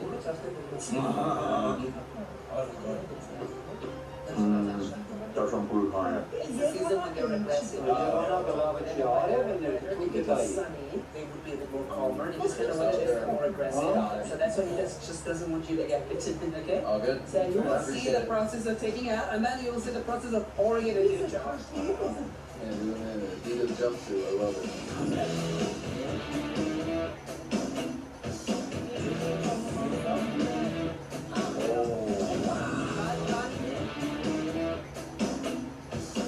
When you pull that out, it's just a bunch of bees top and bottom. I was just asking, why doesn't he use gloves? Because he can get bitten by the wax, they get stuck into the gloves. Whoa! That's so cool. Bare-handed? No smoke. No what up, bees. Bees. What up, bees. Whoa. Wow. That's so crazy. Kind of looks like an air filter in your house. Yeah. So first they take away the layer, over it, and then they put it in the press and they start squeezing it out. Wow. How long has he been doing that? Since the age of 11. How many bees does he think there are here? Make image. So in each hive there's 11,000. And is the hive what he just pulled, or is the hive the whole box? Okay. So 11,000 per box. He backs up, yeah. So then all of them just stay there, and then they're slowly gonna come here. And now he's gonna catch the bee. Really? Is he? He's eating a bee. Look. Oh, you just ate it. Okay, he's got like a million bees here. Smoke? Say right now I had to use it, but I was lazy. This one cannot be repeated, okay? Now look. Whoa. It's just a big glob. Ginger hates that. It looks like a big boogie. That's cold. It doesn't it's harder. Oh, wow. So when it's sunny, it comes faster. That's a big jar. Yeah, we don't feel protected very well. You might be wearing that around. Yes. Okay, what he didn't tell you is this is really, really heavy. Oh, really? That's insane. It's heavy, right? It's like 3 bricks. This is so cool. So you are definitely Armenian. You have some Armenian roots. Yeah? So wanna adopt me? Now go take it 5. Yes, trust out to look at Maybe there's 4. You will be the 5th one.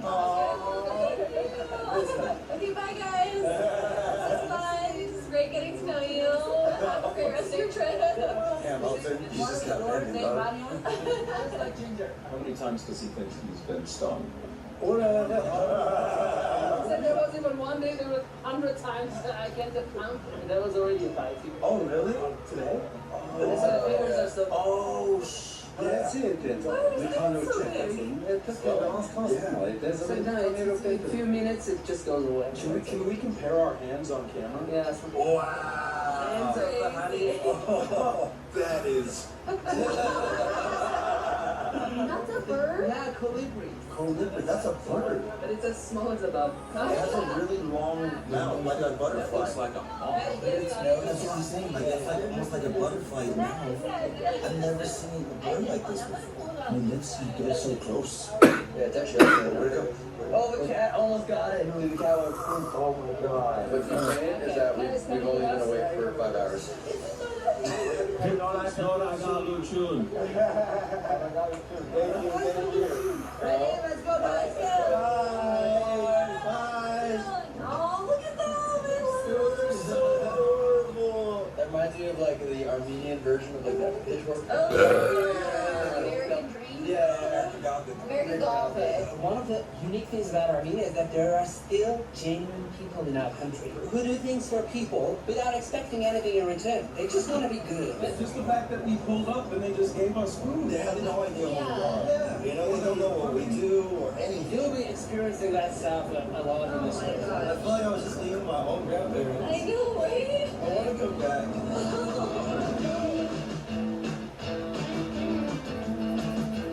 Whoa, fermented bee vodka.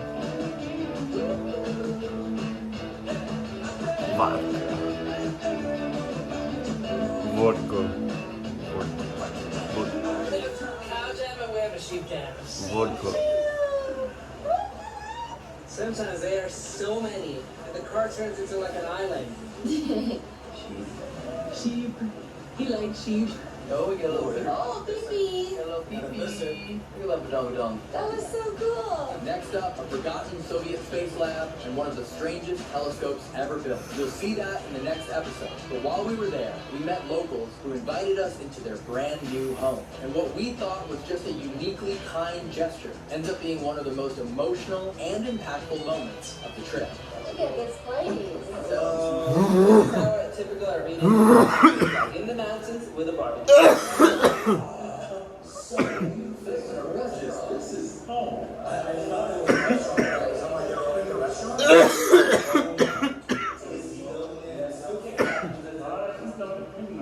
it is good. It's not like literally putting on this. Dude, it's super nice.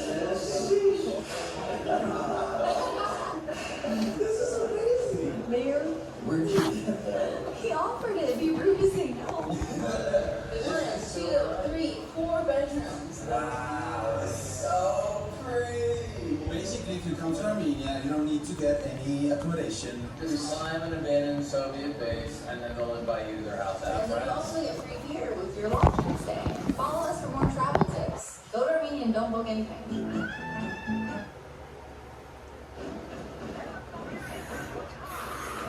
Go to Armenia and don't book anything. Just go there with a camera.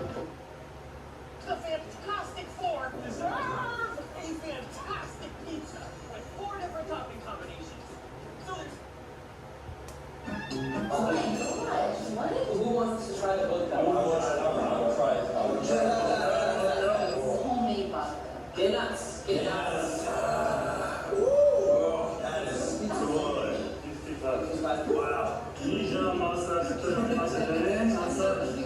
If you devote like 1 hour with us and then you want to make a barbecue, Up to you. Up to you guys. It's all very good at dishes.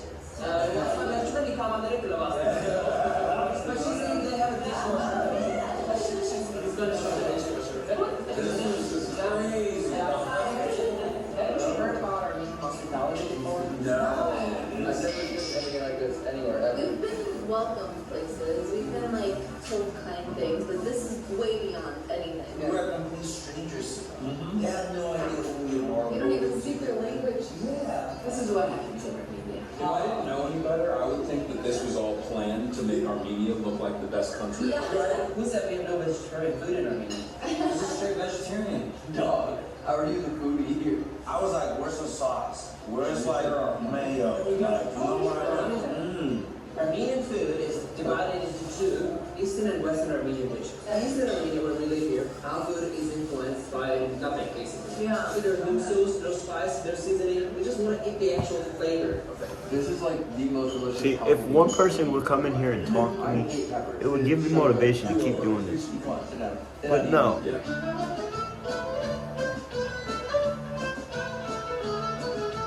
He literally just left his house like 25 minutes ago and just came back with meat because he didn't have it, and like he actually went and he got his way to do it. That's crazy. The best part is the fat.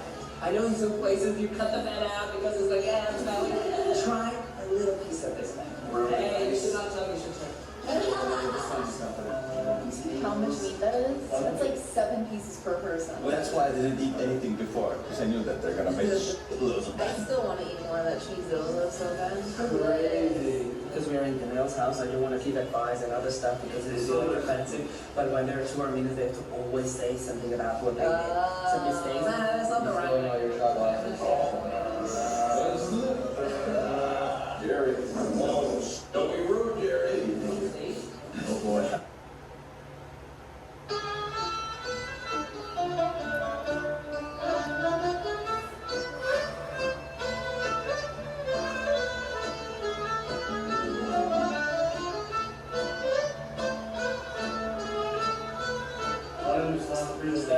See, you right there.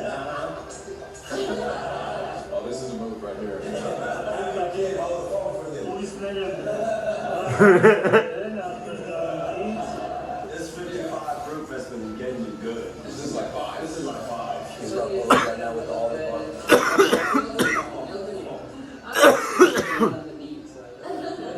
Thank you. I've just never been overwhelmed by kindness. Same. That's just a weird feeling. Like I don't know what to do. Elton is already feeling a bit Armenian inside from his heart, so he didn't say it close. Thank you for teaching us a lot about a country that I knew nothing about, and now a country that I want nothing more than to learn everything about. Thank you. That's beautiful. It's very deep. Minimalistic. That describes me perfectly better.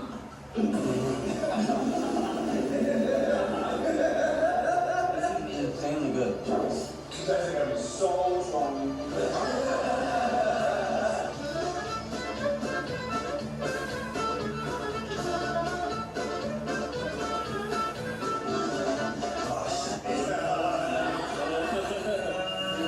Surprise days are always fun. We really wanted to have you in our house, to host you in our house, and we are very happy that you decided to stay. Nice. That's so sweet. Did you just ask me, like, what's the most important thing to say? Ես ժամանակի տարիների ընթացքում ես իմ որը կորցրել եմ ավելի ուժուր հասակում։ Ես եղել եմ 20 տարեկան։ I have lost my father when I was really young, at the age of 20. And before that, I also used to do the Greek style wrestling, and my father was always standing shoulder to shoulder to me. And whatever I learned in 20 years from my father, I'm trying to give it to my children. So for me, there is nothing more precious than my children and passing them all what I've got from my father. I want them to see all this and pass it to their children. How to meet people, how to treat people, how to be hospitable, how to love, and how to live their lives. What's the important thing about 13 years old or being a teenager's life? Տասիրեք տարեկան հայ երիտասարդի կյանքում ամենակարևորն ինչն է? Studying good in school. Good What's answer. his dream? What's his Իսկ goal? երազան, դիմապալավ, Այդքան կարող եմ աշխատալ, որ ծնողներս ոչ մի կարիք չունեն։ I want to work as much as possible so that my parents have a lovely life and they don't need to bother about everything in their life.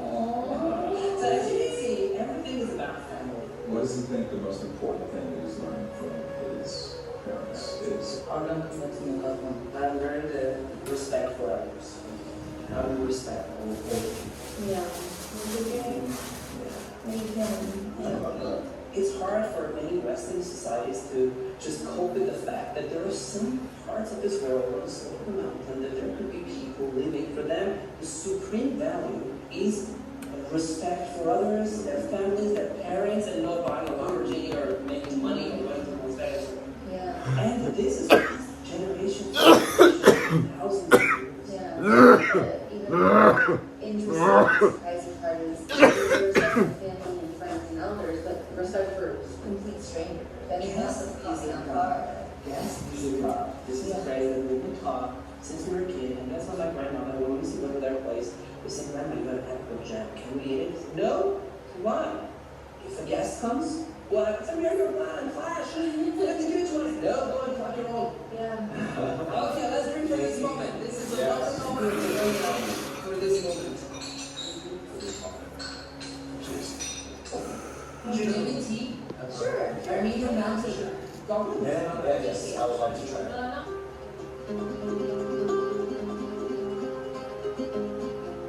This is crazy. A full moon. Okay, now we're gonna make another barbecue here. It's okay, man. I understand as well. I'm far from my parents as well. It's okay. It's okay. What you said earlier, this year it really felt like I got really close to them, so I want to do more, And you are doing more. I am. But what you said earlier, and I hope I can accomplish what you did, because that's a great man, Take your time. Come in and go back in. 10 minutes. Yeah, straight in. Look at this beautiful wheel. You're proud because you care. Because you love your family. That's nothing to be embarrassed by.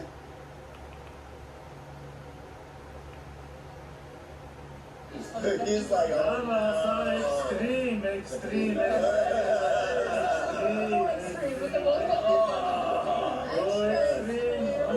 Tell him it's gonna be extreme for anybody underneath us. oh yeah, it will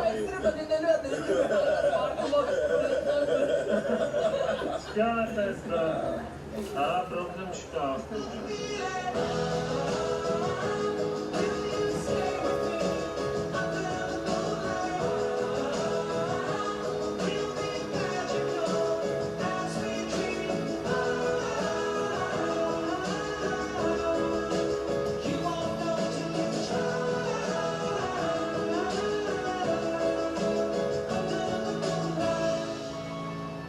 One day done.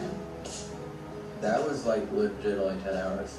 Yeah. We started today at I think 12:15, and it's not even midnight yet, so less than 12 hours. I don't think you've ever been to a country and felt so welcomed so quickly. Yeah. Like we're part of their country now. Yeah. I don't know if we're allowed to leave actually. I'm pretty sure we live here now.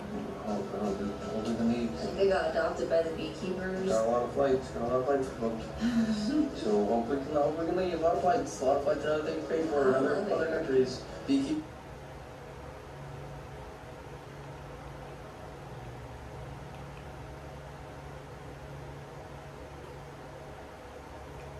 We're headed to a forgotten teepee at the end of the world to perform a secret ritual. To get there, we had to travel by every mode of transportation imaginable on a century-old steam train built by some of the worst criminals in Argentina's history. A bus to the end of the civilized world. A boat out to reach beyond the end, going off-road, through a storm, dog sledding, and on foot through the untamed wilderness.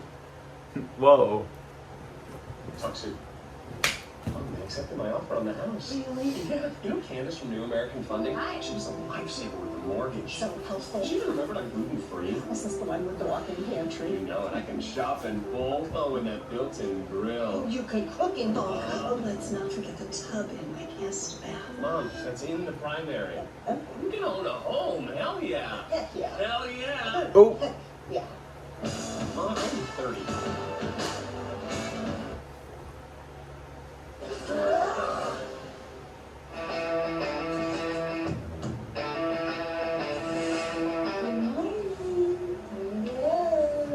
You get going today? Yeah. Are you gonna go take a train to the end of the world? I wonder if Chris is on the other side of the country. Maybe see some penguins? I hope so. Are you ready to go with some dogs and sled out to the middle of the woods to have dinner? Yeah, that's what you do to me every morning. You teabag me. Are you ready? Yeah, what the? You killed me in Halo. I don't know what that means. Halo? The greatest video game ever made? I'm offended. I'm offended that you think Halo is the greatest video game ever made. It is. Have you played Animal Crossing? Ginger, please.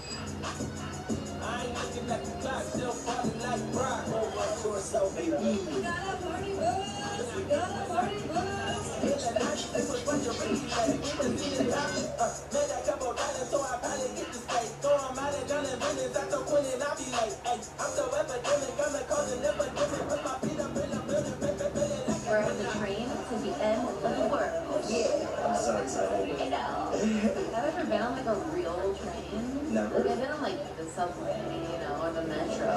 Like a real train. You know, the view's always very nice because you're not under the ground or anything. Yeah. See the scene.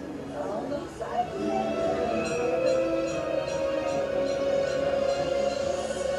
we open the door while we're going and dangle out? Yeah.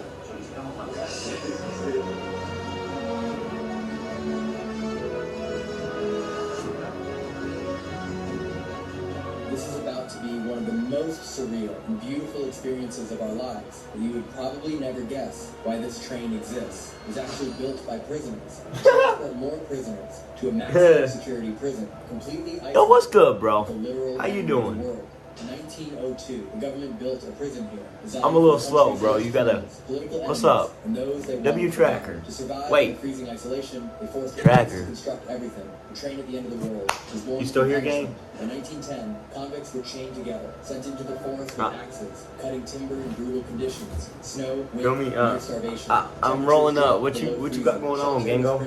Hundreds died over the years.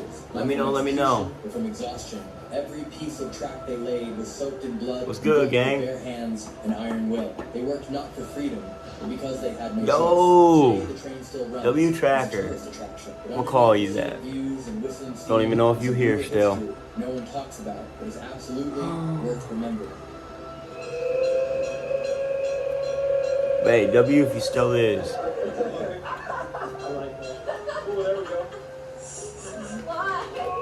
Oh, yeah. What's good, bro? How you doing? I'm finna twist one up right now. You already yelled at me for flying the drone. Can we ring the bell? Hi. Can we ring it?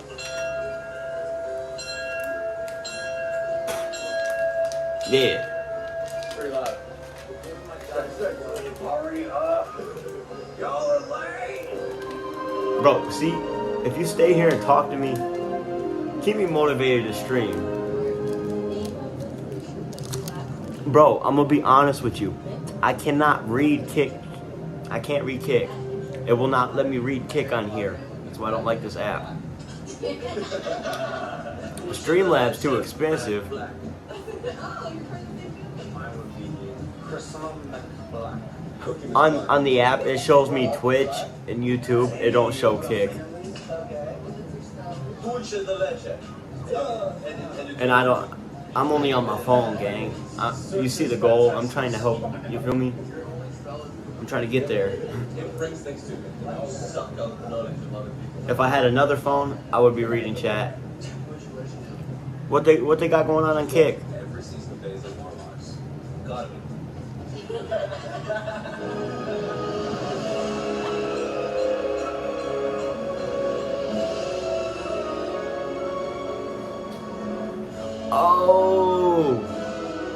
Oh, yeah, no, I'd be on here. Yeah, stay on Twitch, cause I can't see Kick chat. The train to the end of the world. I can only see. Right. You Yeah. started one end and now you end over. What I know y'all see is this and this. I gotta figure out how I can get y'all to see chat. We have to take a short bus ride through the beautiful Ushuaia National Bro, I'm still learning. You feel me? We have officially made it to the end of the world.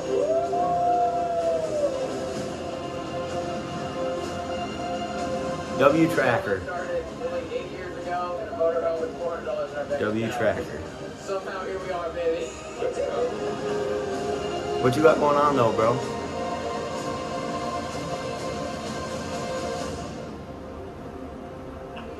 Yeah, and you see that? Thanks. Bro, he was my first You donation. want to do, you'll figure out the money later. Just go have fun. And then you can be here. Oh, I'm rolling up a... That's my TED Talk. I'll show you in a second. Yeah, it's cool. Oh, that was you? Yo, W. No, we cry for the view. Oh, okay. You a real one, bro. You was my first donation. Yes, it's a cry. You're the actor here. So, What's mine? You the reason I'm still on here going. currently, Give me that motivation, you feel me? they're all, yeah, it's a triple seven. Bolts are flying off. Just having a bad day today. And there's only one thing. W Chris. Only one thing in Yeah. this entire world that can stop them. Should I change that? Plummeting to their death. And that plane, guess what? It's gonna land right here. All of your loved ones. I'll change it to your Twitch. If there's one thing that can save Oh, them, shit. I'm a little high. Leave me alone. We'll fix that.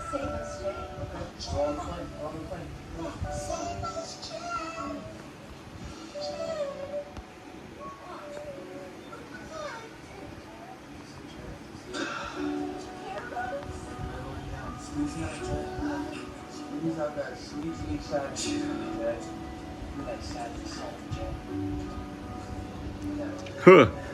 Better, I got you, bro. My bad, my bad, my bad. My bad, Cody. Don't make me laugh.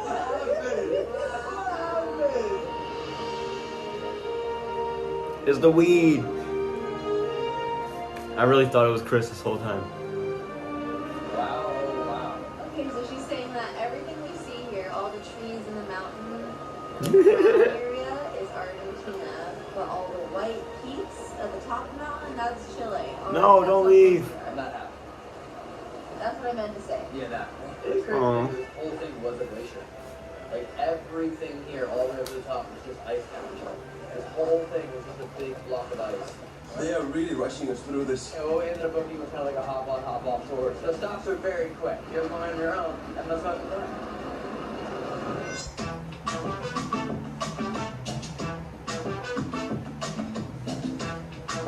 Fixed it.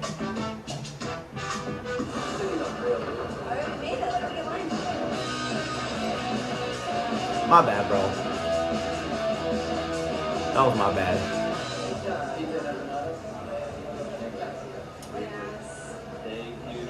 That was a W donation, though. It's going towards a good cause. I'm trying to amp up the streaming.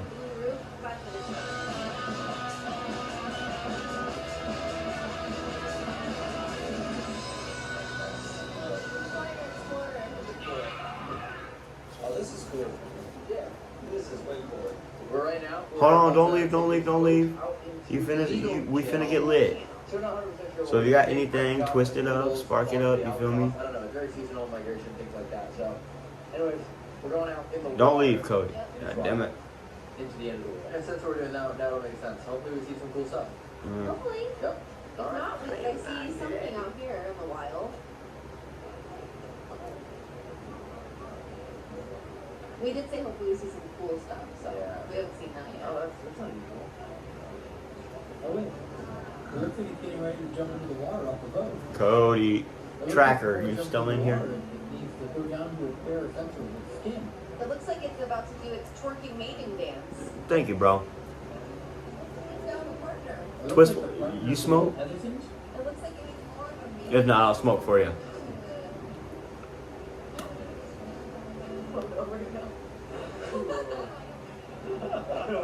See, I got you.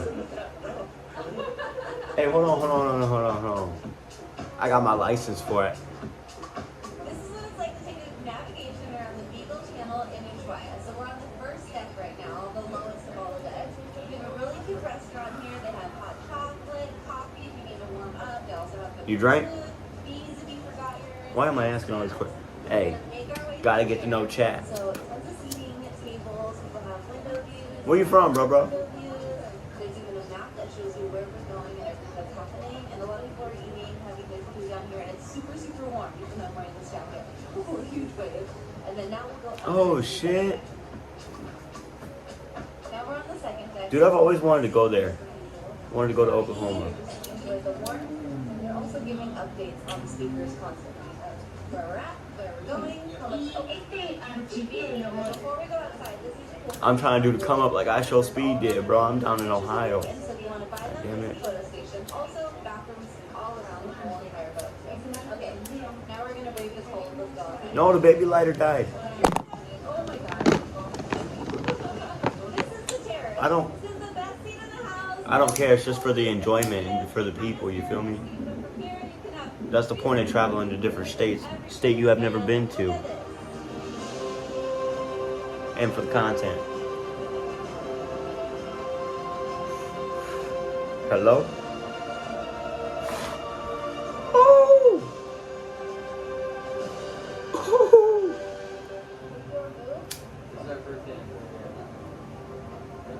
This is our first dance. This is Cafe. No, just burn myself. That's it. Always happens. What you talking about, Willis? We got the tray. We know how to do one of these.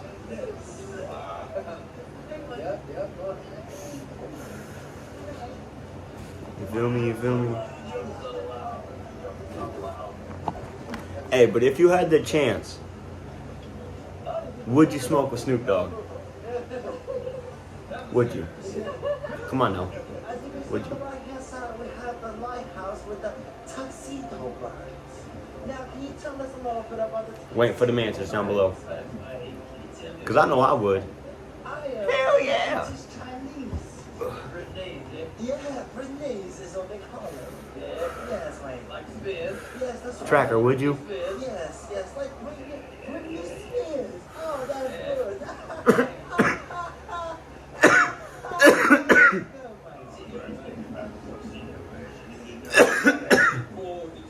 It's Snoop Dogg, who wouldn't?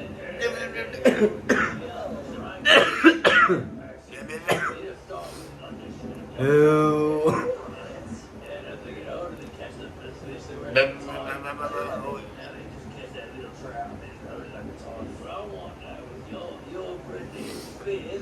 I'm Britney's, yes. Prove it. Let me hear a song first. I got you, watch this. One more time and ride you. Yeah. You should check out my TikTok. Oh. Fuck, what's the name of it? Just look up my name. You should see a picture of me. I did the looking up trend. My eyes went cross-eyed up. I was looking stupid.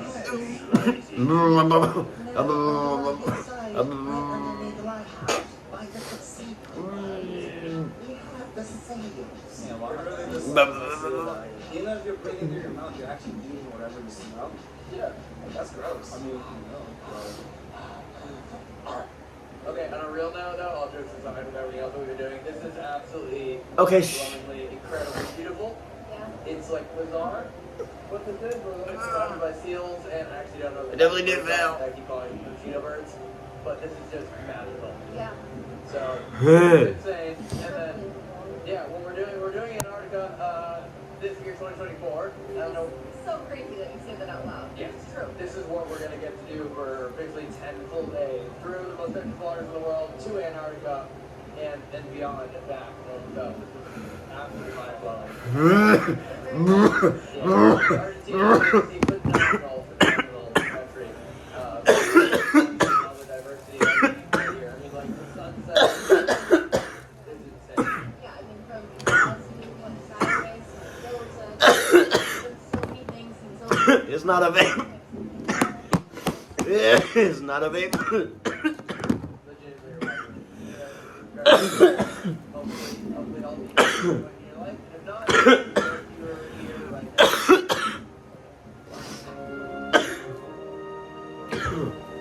Sorry.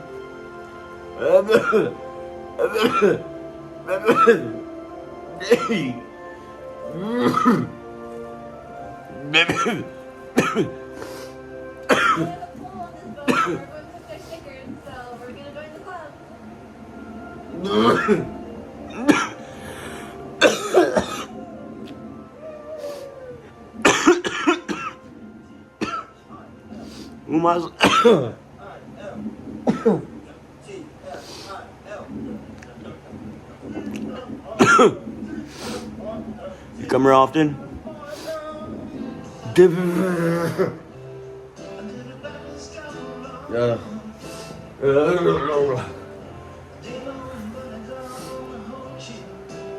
What'd you do today, Tracker?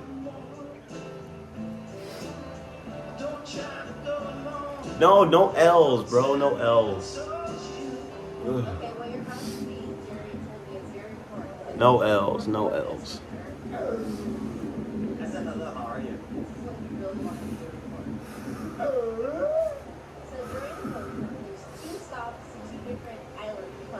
So the first one is when we saw some seals, a lot of birds, and now a lot of people.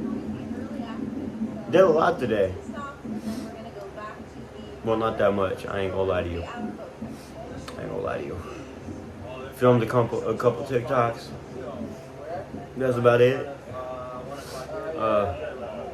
Went to see some people. And yeah. And now I'm live. I be trying to show people how to make free money too.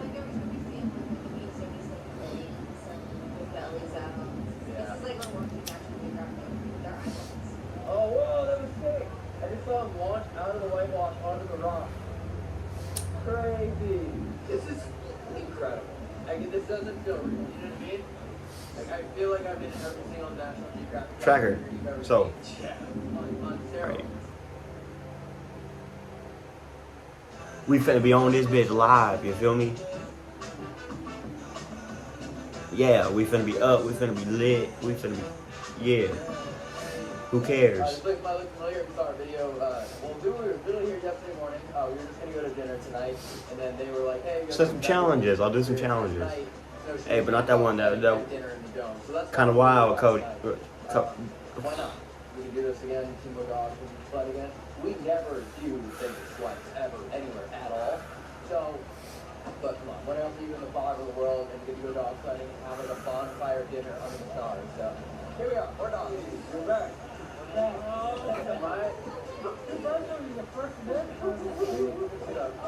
Bro, I do that shit all the time.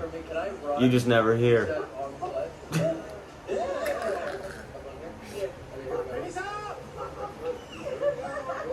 That's the weed talking. Hold on.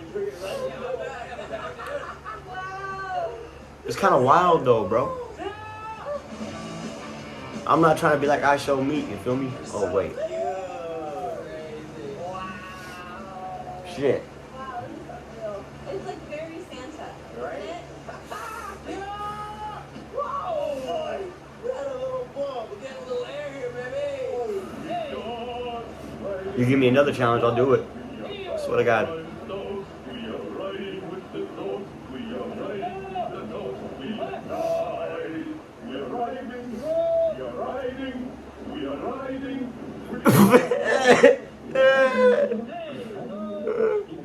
At least you got that one.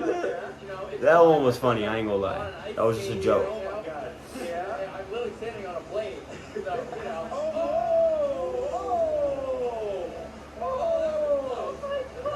What you need it for? Wow, good job, man. Little tiny right here. That's all I'm standing on. This little silver guy. Can we trade spots?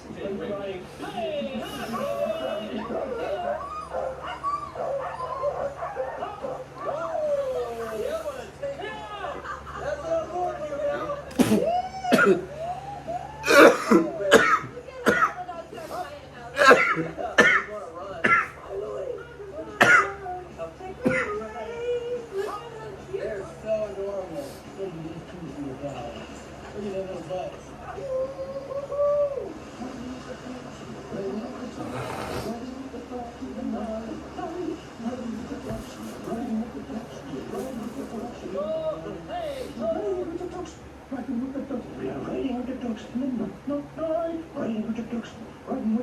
I am crying.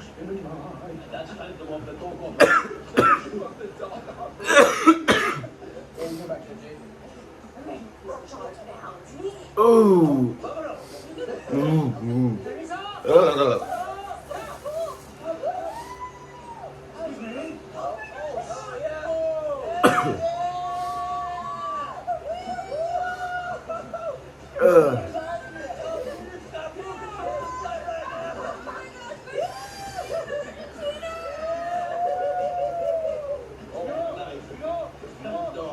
Seriously? What? 2 days is wild, gang. Thank you. Yeah, that felt completely different than yesterday. Completely. Oh, that was so fun.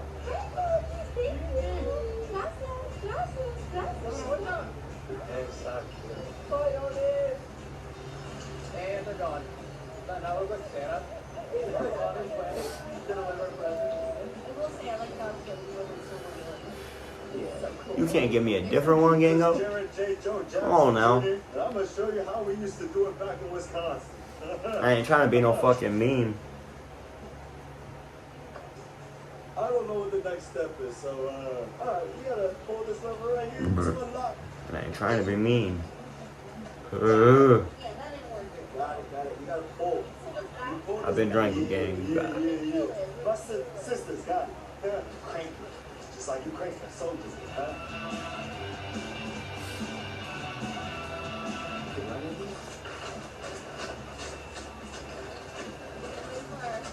Ooh.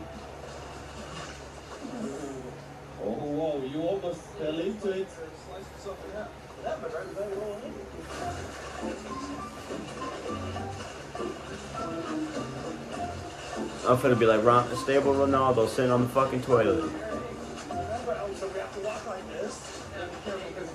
Fuck is you talking about?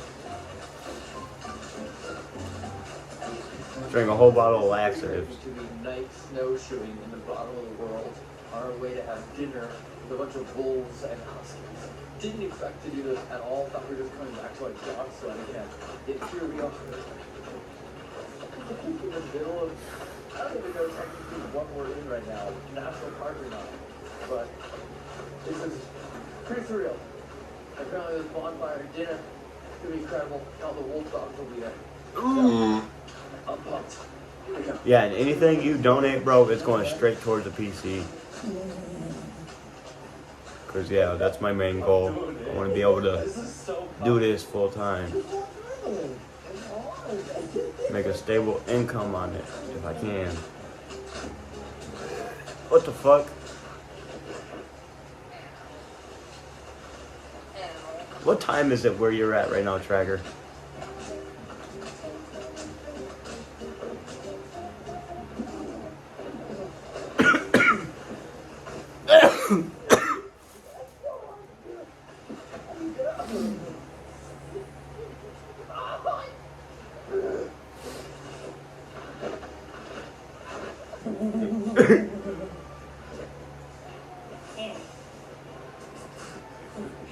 So cold.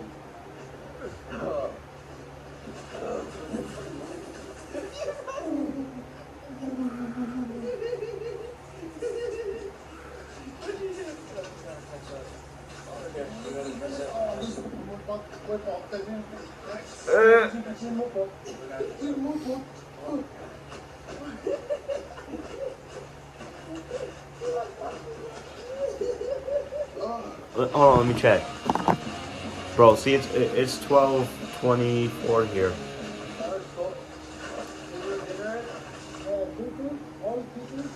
Yeah, you be on here during the day. I'll hit me with some crazy shit, bro.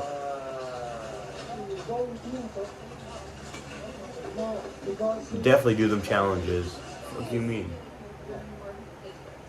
Okay.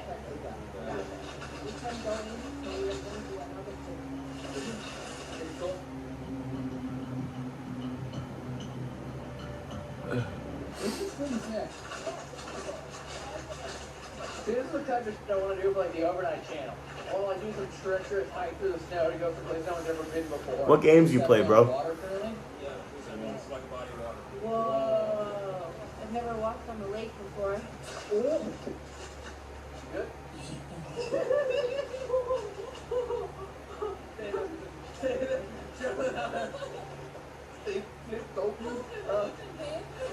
Obviously, as the series goes on, given that we're only on country 8 right now, and like we're gonna get to a point where we've done things already. Okay, yeah. So we're gonna have to get to the point where we're gonna have to like push ourselves to the next level, which is what I think I'm most excited about as the series goes on. Yeah. Is at a certain point it's not gonna be Last of Us, snowshoeing, bro. it's gonna be, like, It's a good game. snowshoeing into the wilderness to build our own igloo. Fucking love Last And, of Us, like, bro. that's gonna be like an interesting part about this when it goes on. Is like literally the next time I see it, I got a limited amount of games I can play on. Can we find a wilderness? Cause I be playing on Game Pass on my phone.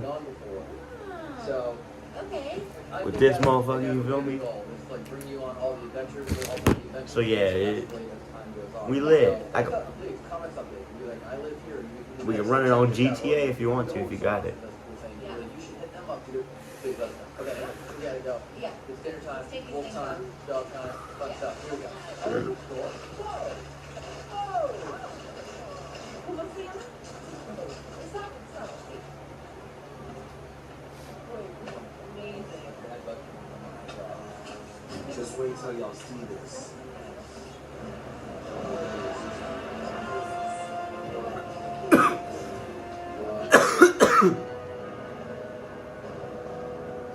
Damn.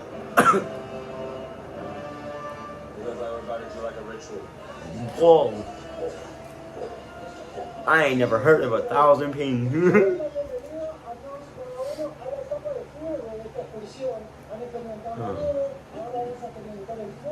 I understand that though, cause I know how that feels.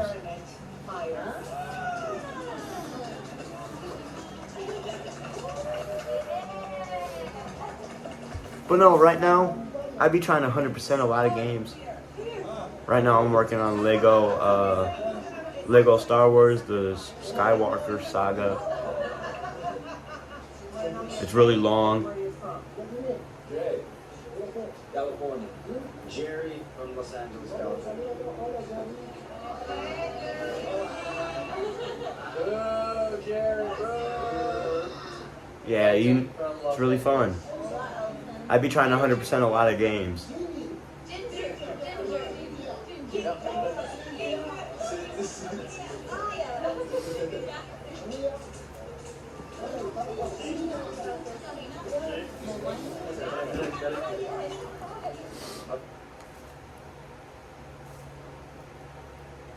Let's put on some other shit.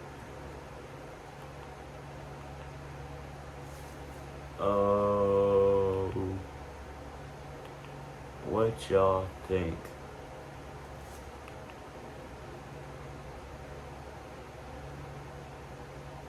Emily told me that she doesn't take showers because she doesn't smell. What? Adrian called you gross and weird for not taking a shower. Clock him. Well, I'd be really sad if you did say it. And if you said that. It's back. The Lion Super Mattress Sale at Gardner One. Score big savings on all mattresses store-wide. Even the most popular brands. Huge markdowns. And if the Lions win it all, you get your money back. Like Chillin, Queen And if the Lions win it all. Buy now and I'd be like, wait, maybe I am gross and stinky. I want me to feel bad for you, but it should be us that you feel bad for. Wait, do we get the thrones or no? Let's get thrones. Okay. Let's get thrones. Adrian, Yes. I have to go pee. Okay. Why are you announcing it? I'm gonna go pee. You know, I drink a lot of water, so I won't be here to you know, do they? But I'll be peeing now. You go ahead, dude. I'm gonna go pee. Yep. Have fun. Oh, I'm going to. Why are you doing it? Yep. Man, I can't wait for her to get back. Boom, I think I just moved both the thrones. Both the thrones are officially moved, baby. I don't know why I just get a kick out of seeing her just struggle. I don't know what it is, man. Hey, Eric's not here, bro. What if Eric pulled up in an all green screen suit, though? Because then we wouldn't see him. I'm not gonna lie, that would be elite. That would be totally awesome. Awesome. Thank you for the update. There you go. Excited for you to come back. I'm gonna go to the bathroom. Okay, yeah, take your time. Emily told me that she doesn't take showers because No. she doesn't smell. So she said she's probably only take one shower. No, I'm not even joking. She genuinely told me, and I thought she was training that for it. I said you don't have to smell to take a shower. It's like you don't have to feel bad on your teeth to brush your teeth. You should just brush it and make her.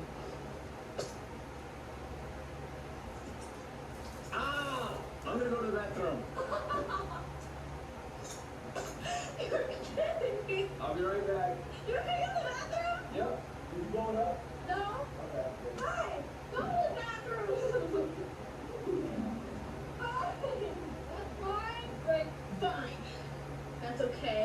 Hopefully he's enjoying the bathroom. Guys, there's no soap in the bathroom, so I didn't use soap. Is that gross? What am I supposed to do? Fine. Now I can sit in our lovely throne. Absolutely amazing. Yeah, I'm too damn high. I on the floor. That's pretty bad. They do have a tone deodorant in there. No way am I using that. I'm not stinking poop. Okay? Like, when I'm supposed to, my new fire. I'm not stinking poop. I'm washing my hands. Really? Make sure to get really in there.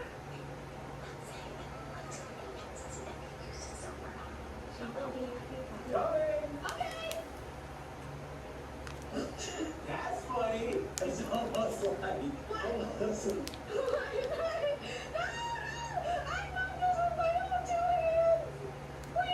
How much I up there? I don't know. I think it's teleported. Is that right? Yeah.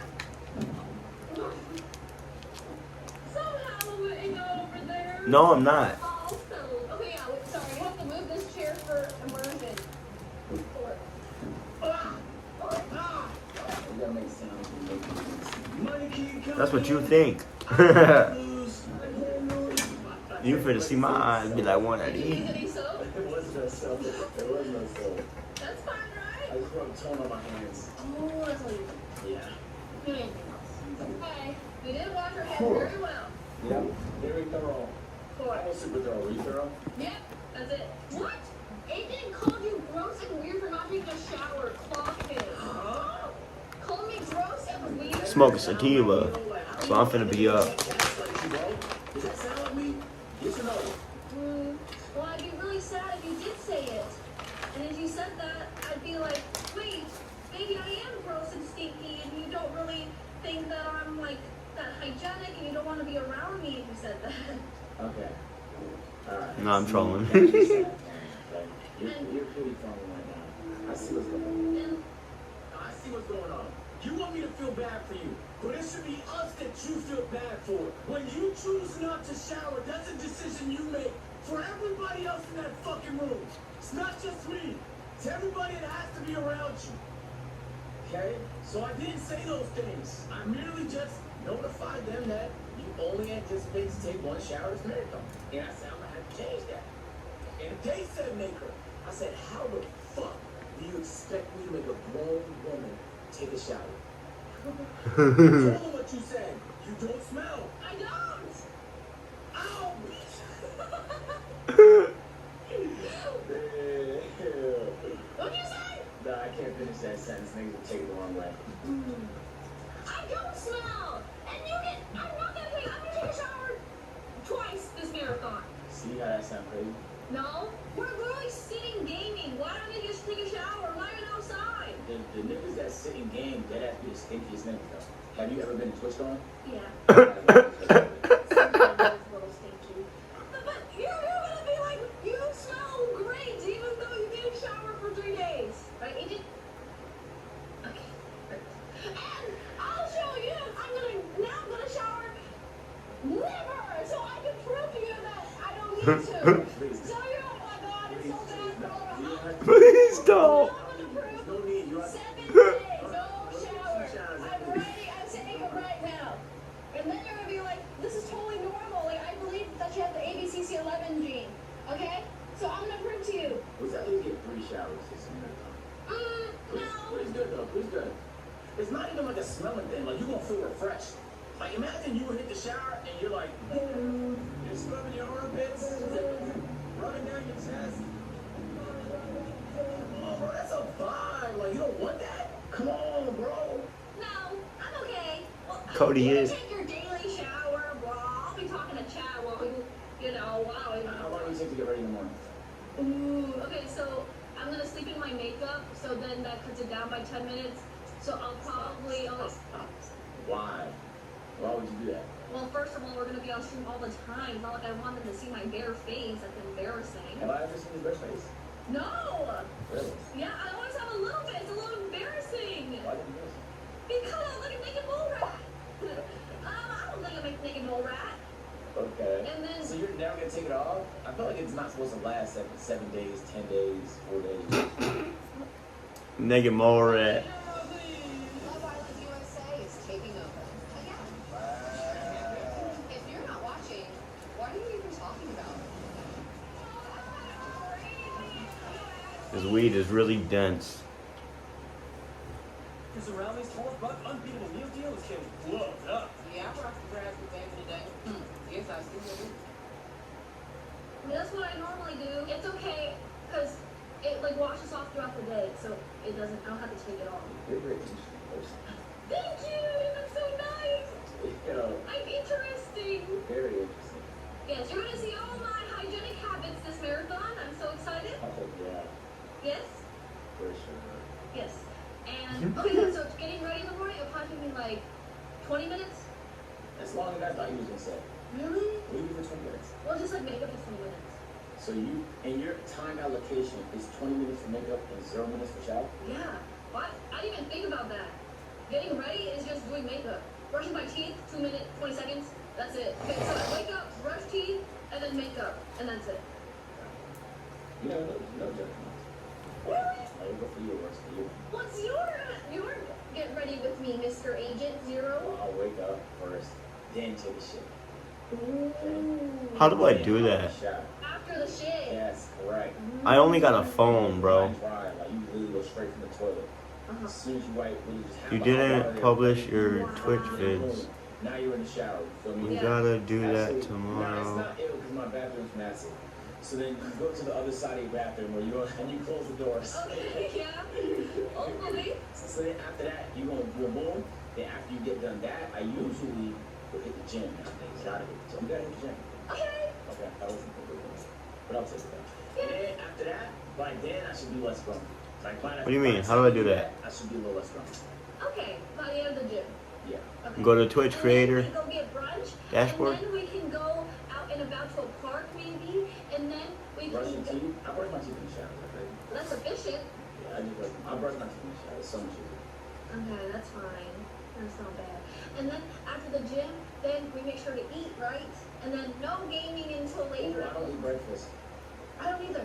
Okay, Nice. I only eat like twice. Me too.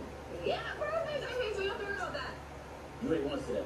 Yes. Okay, so we can eat again in like 2 hours. Yeah, I don't even need to eat again. I feel like I'm full. But what are you gonna eat?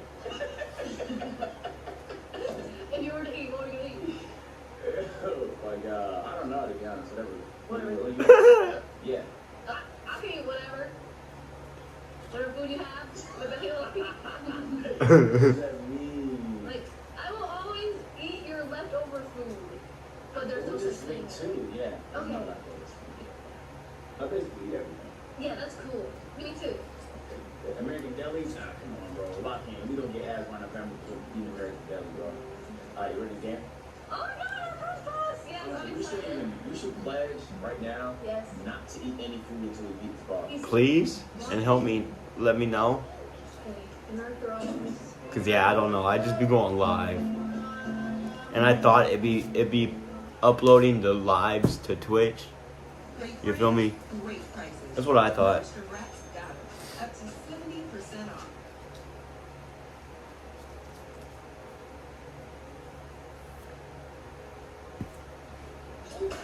But yeah, if you work with me and let me know, please. What we doing, chat?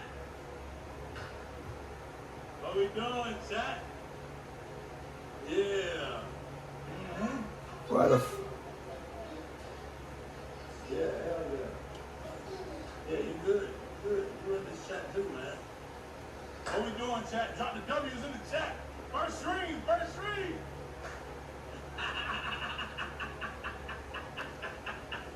What we doing, nigga? What we doing? What we doing, nigga? What we doing? Yeah, man. Baby mama in there cooking, you know. Just chilling up at her crib, man. You know how it be, man. Just, yeah, she got her roommates, kids and stuff in here. Little dog and stuff. Yeah, man. Yeah. Hey, y'all show love in the chat, man. First ring, first ring. For sure, for sure, for sure. Yeah. Hey, mama. You cooking it up? Yeah. What you doing here?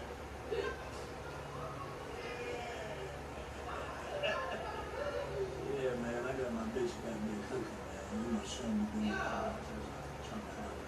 She got her roommates, kids and stuff. For sure, for sure. Drewski is wild. Are you good, mama? You ain't got that down in there, man. Who dog is this, by the way? Who dog is that?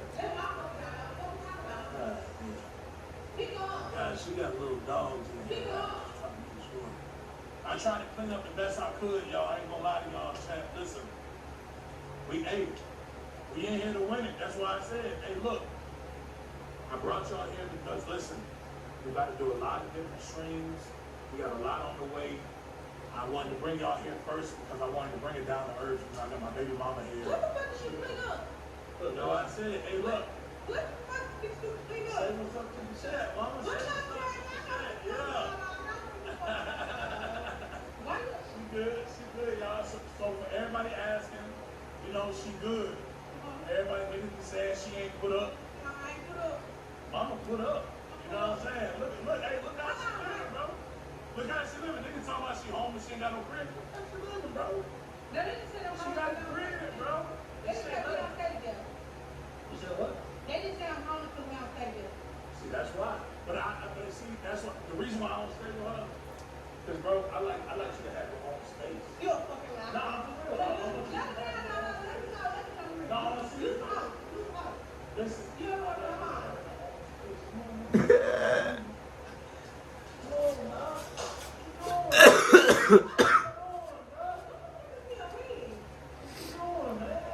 You fucking up the gel and all shit. Hey, Chet, what? Yeah, you got a fucking girl on. She messed it up. She messed up that left curl. Y'all make sure that left curl right. Chet, what that left curl look like? We good? So we need to adjust it a little bit. She put a little friction in it. Hey, but look, like I said, man. Oh, my bad. Listen, I want to make sure, so I brought like a pregnancy test too. I want you to take one every hour. Why? Have you been drinking any water? Be honest. I'm always drinking water, but my teeth might be a little yellow. You know that. No, that's cool. That's cool. But listen, why don't Listen. I take a pregnancy test? I brought a pregnancy test, y'all, so throughout the stream, we're going to have her take a whole bunch just to make sure.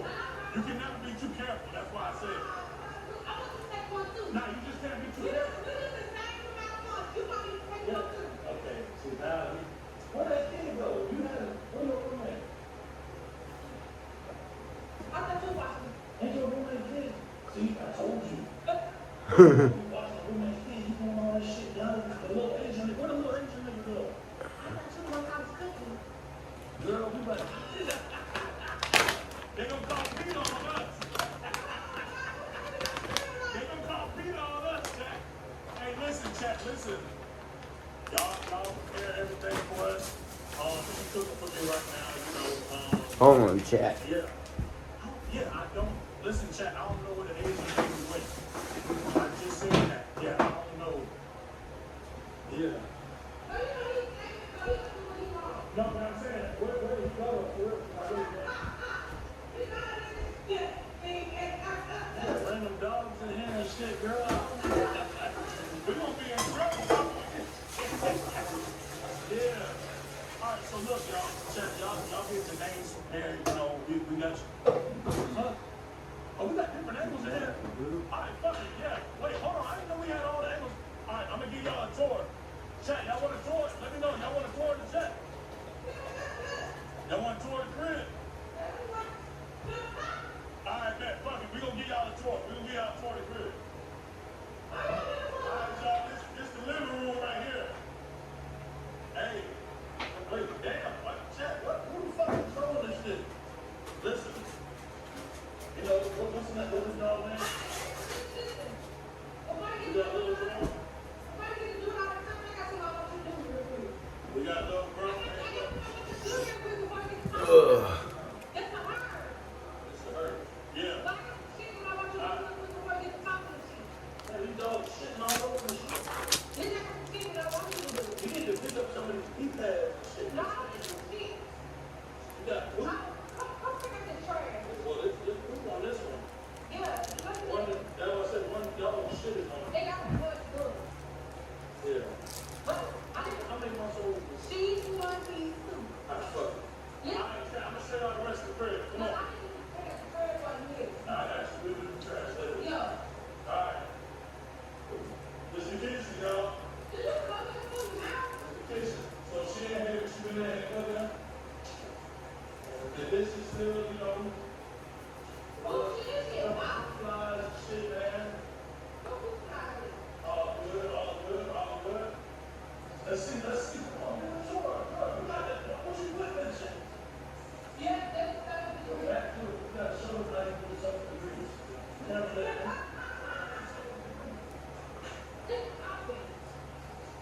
Girl, you're not supposed to be doing that. You don't put no goddamn shit up in the grease like that. You can't put that napkin on fire.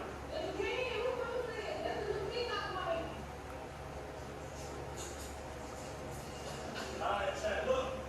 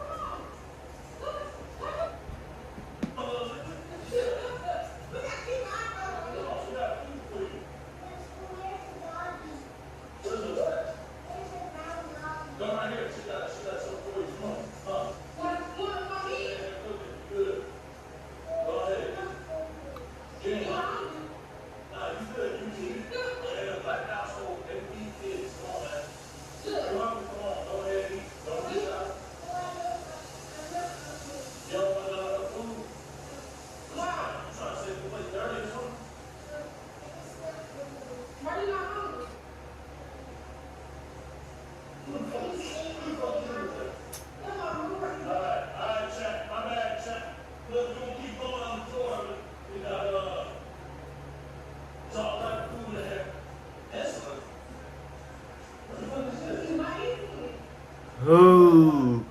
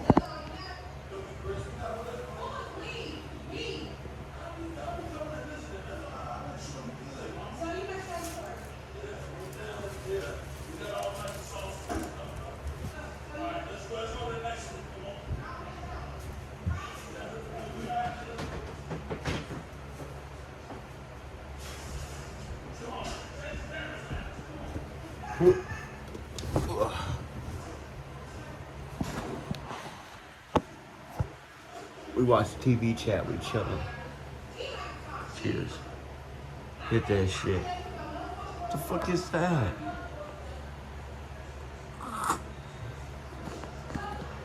Okay.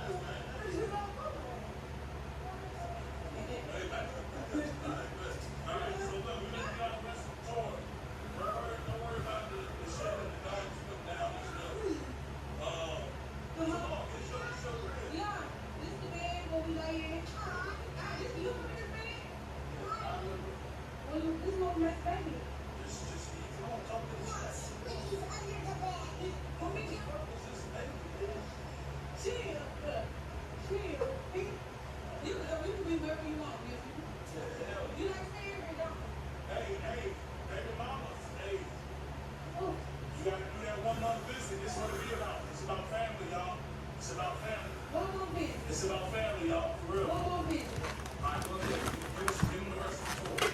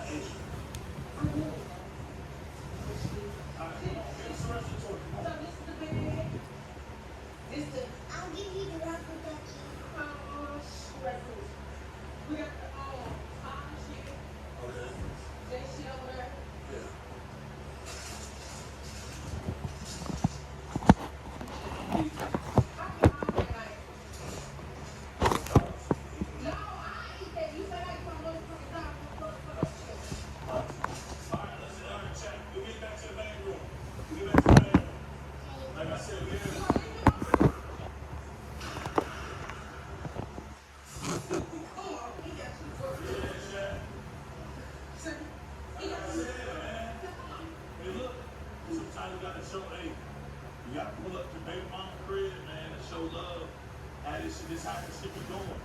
You know what I'm saying? Yeah.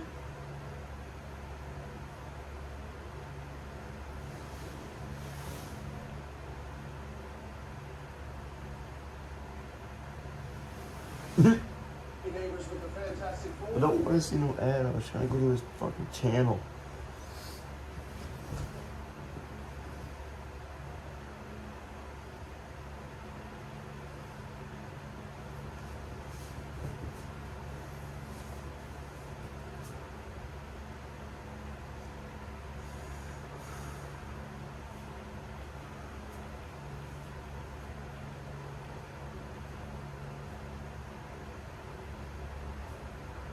What happened?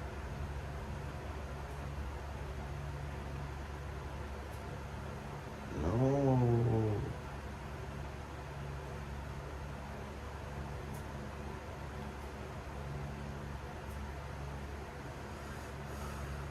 Last 5 years, I've been privileged to call you my girlfriend. And you are the most gorgeous person I've ever met. Last 5 years, I've been privileged to call you my girlfriend. And you are the most gorgeous person I've ever met. I love you deeply, and I want to spend every single fucking day the rest of my life with you. Ginger,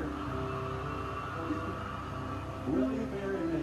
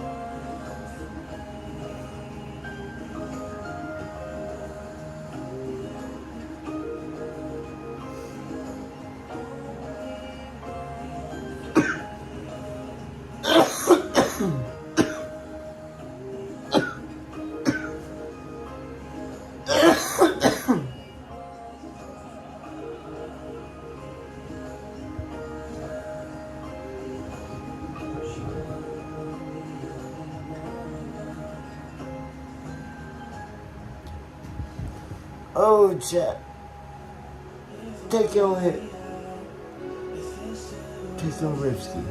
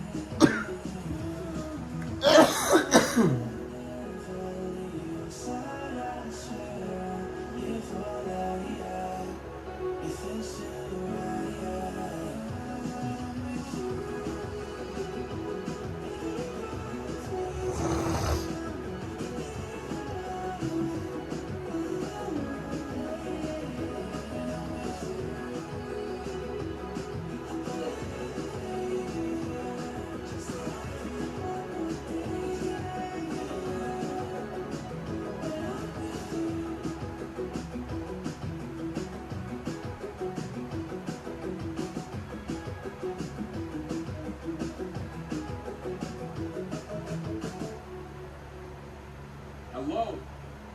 Well, Elton has been one of my closest friends for about a decade. Ginger for about half that now. Oh, Anyone that knows no. Elton at all knows he doesn't do things the way most people do. When I met him, He was a massage therapist with his leg hair shaped into stripes like candy canes. He just got banned from the Bellagio for doing a cannonball in the fountain. In every country he travels to, his first question to the locals is, where can I jump off the cliff to? And to her credit, Ginger is so supportive it borders on enabling. She's like, together they are committed. So it's fitting that they ask their most chronically single friend to officiate their wedding.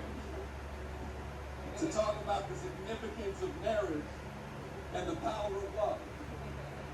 Today is a celebration. Weddings are about the biggest celebrations we have in our lives. But why is this moment more worth sharing than all the others? It's because despite all our differences, love is the ultimate unifier. It's the one truth we can all understand. No matter who we are, where we come from, or what we believe, we all understand that love is what we're doing right. Love is what makes the journey worth taking. Now, Elton wanted to, and I quote, headline the vows. Ginger can open. So look at each other. Remember this moment. Remember these words. Honored to be your opener tonight. Elton, today is the day I've been dreaming of for a very long time. Standing here in my white dress, looking at you, in your white sparkly suit, with my best friend by my side. In you I found a wonderful person. A person who's wild, funny, fearless, kind, and deeply caring. I'm so lucky to be standing here today after life has brought us to each other time and time again, until we finally both realized that this was indeed fate. You've made my life better since our first date. You have a passion for life that inspires me to be the best person I can be, and I thank you for that. You have pushed me and challenged me to do things I didn't know I was capable of. You always seek the fun in life and the good in others, and I admire you for that. I find myself falling more and more in love with you every day. You're my best friend, my travel buddy, my work partner, the best dog dad, and my one true love. Join Planet Fitness today and save. Just $1 down, $15 a month.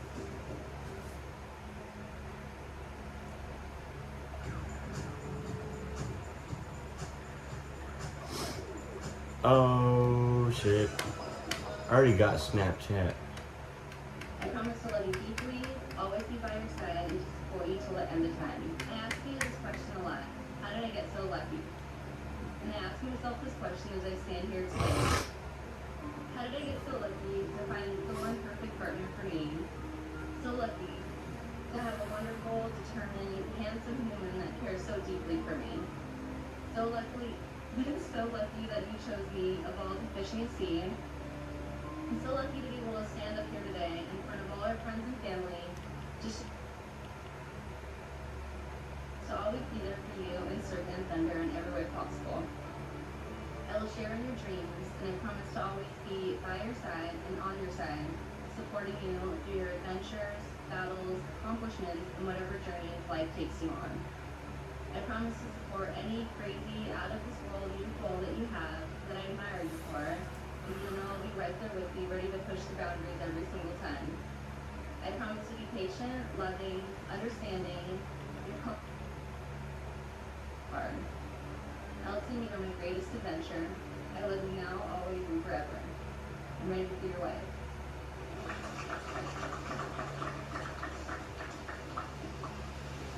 You get Stephen. We never heard of this, but we're just gonna fully try and make this work right now. I feel as though like the words I want to finish with can get expressed a lot more deeply. I could not be any more fortunate than I am today to be marrying my best friend. An absolute badass, but simultaneously a sweetheart. Gorgeous and equally funny. You are the most wonderful human I have ever met. I have watched you win an aggressive eating contest with the commander of the Taliban. I have seen you absolutely terrified, jumping off of a bridge in Africa. Africa with hair ties for bungee cords. And I've seen you nearly get killed by 2 white lions because you wanted to get a picture from a better angle. I've seen you conquer everything you have ever put your mind to and refuse to give up until it's done. And somehow, you're the same person that has anything and everything else any child in need. The same person that will answer the phone no matter the time or the day for all of those in your life. The same person that cares so deeply about others and what they need that starts to bury you. Other person I could ever imagine even existing in this or any other universe that I'd want to spend the rest of my life with. How you exist is entirely unfathomable to me, and why the universe let you choose me, I may never understand. But here's what I vow to you for the rest of my life, until the day I die, and for as long as you live after me, because you know I will haunt you. I vow to continue saying, you're pretty, I love you, at any opportunity I have, at excessive amounts of times per day. Whether it's quickly poking my head into the bathroom while you're brushing your teeth, and I say, you're pretty, I love you. Or I drive by, you're pretty, I love you. And I zoom past the hallway, or to randomly stare at you for 60 seconds until I finally say, I love you, and then leave the room. I vow to always try to make you laugh, to see that beautiful smile, and if there is given any opportunity to be around at all times, to stop being so fearful. The more tally marks than my win call for Monopoly Deal. To give you endless cuddles whenever you ask for them, and to watch reality dating shows as long as you vow to let me make fun of them. I vow to always tell you every dumb idea and ridiculous dream that I have. Because whether you realize it or not, you were once one of those dreams. The dream wasn't to date someone like you, it was you. I always knew, for the record, during all those decades of asking you to join me at different comedy bands or video ideas, asking you to date 3 years before the next first date, time and time again, I kept trying to have you involved in my life in some way or another. As soon as our first date in October 2019, I knew. I tried to put off us being an official couple by saying we needed to be together longer, but I knew. 4 months later, you were my girlfriend on a flight to London to start the new year with me. I had to run miles in the freezing cold because you were training for a marathon, and I fucking hated it. But I knew. I think we both knew when we were standing on the top of Arthur Seat in Scotland, freezing cold wind, physically miserable, but emotionally, it was the happiest I ever felt. In your eyes, I saw it too. 25 years ago, we sat 25 feet apart in class, and now here we are, my wildest dream has come true.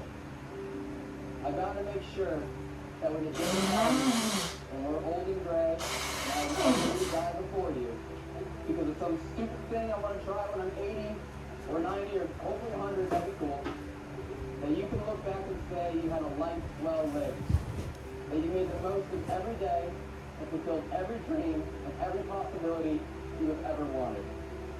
To look back and know that you raised an incredible family, leaving nothing behind but a trail of positivity. To know that we maximize the precious amount of time we do have on this earth, spending it with loved ones, chasing wild ideas, making friends with complete strangers, and creating memories that will last beyond our lifetime. I vow to love you more than I did the last day, and the last week, and the last year, and always cherish my time with you. You're taking my last name, but I'll always put you first. You're pretty, I love you.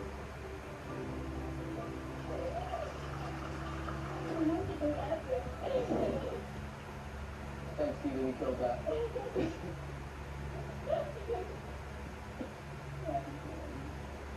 Now that you've shared your personal vows with each other, it's time to formalize these commitments with the I do's.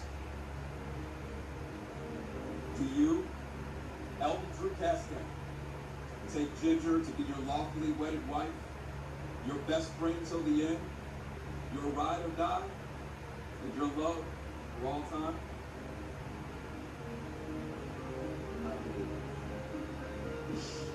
And to you, Ginger Ann Duran, take Elton to be your lawfully wedded husband, your best friend till the end, your ride or die, and your love for all Tracker, you still here? Are you?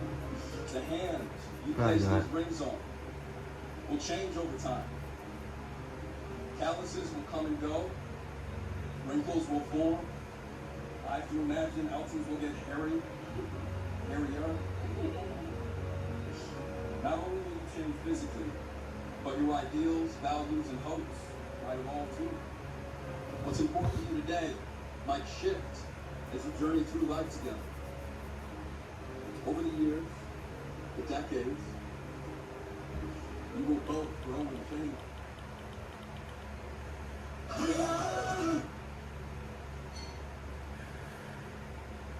He's not here.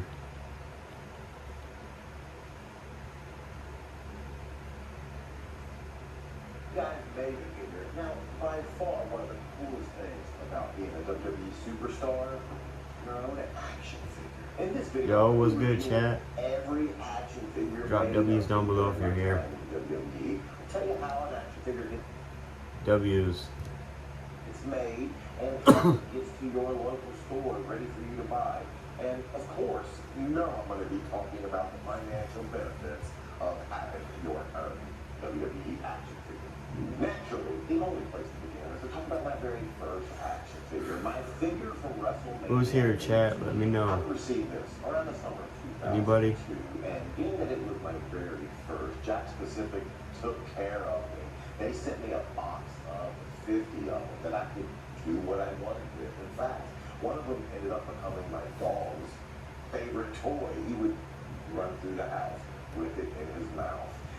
I still remember the very first time I knew that my action figure was for sale. I went to my local Target knowing that it was on the shelf, and I wasn't disappointed. I get to the toy section, go around to the wrestler section, and there it was, lo and behold, for everyone to see. Well, they wouldn't be able to buy it because even though I had 50 of them in my house, I still wanted all the others. They had 8 on the shelf. So in my cart, all 8 of them went. So I go up to the register thinking, I'm going to make this cashier's day. Obviously, she's going to just be ecstatic to be in the presence of real-life pro wrestling, to be in the presence of someone with an action figure. So on the little conveyor belt, all 8 of them went. And as she stands and as the thing beeps and as I'm standing there waiting, thinking in my mind, any moment now, it's going to sink in. She's going to realize I'm in the presence of true greatness. Well, Chat, who's here? Type down below. it got to the point to where I had to alert her to the fact. I had to be like, did you see that guy? Yeah, that's me. And she couldn't care less.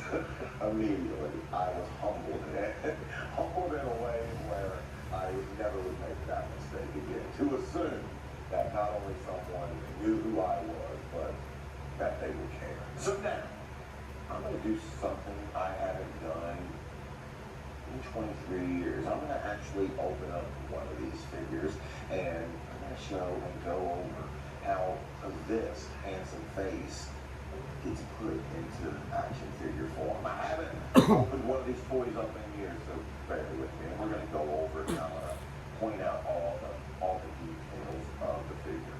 It's a sin. Here goes its value.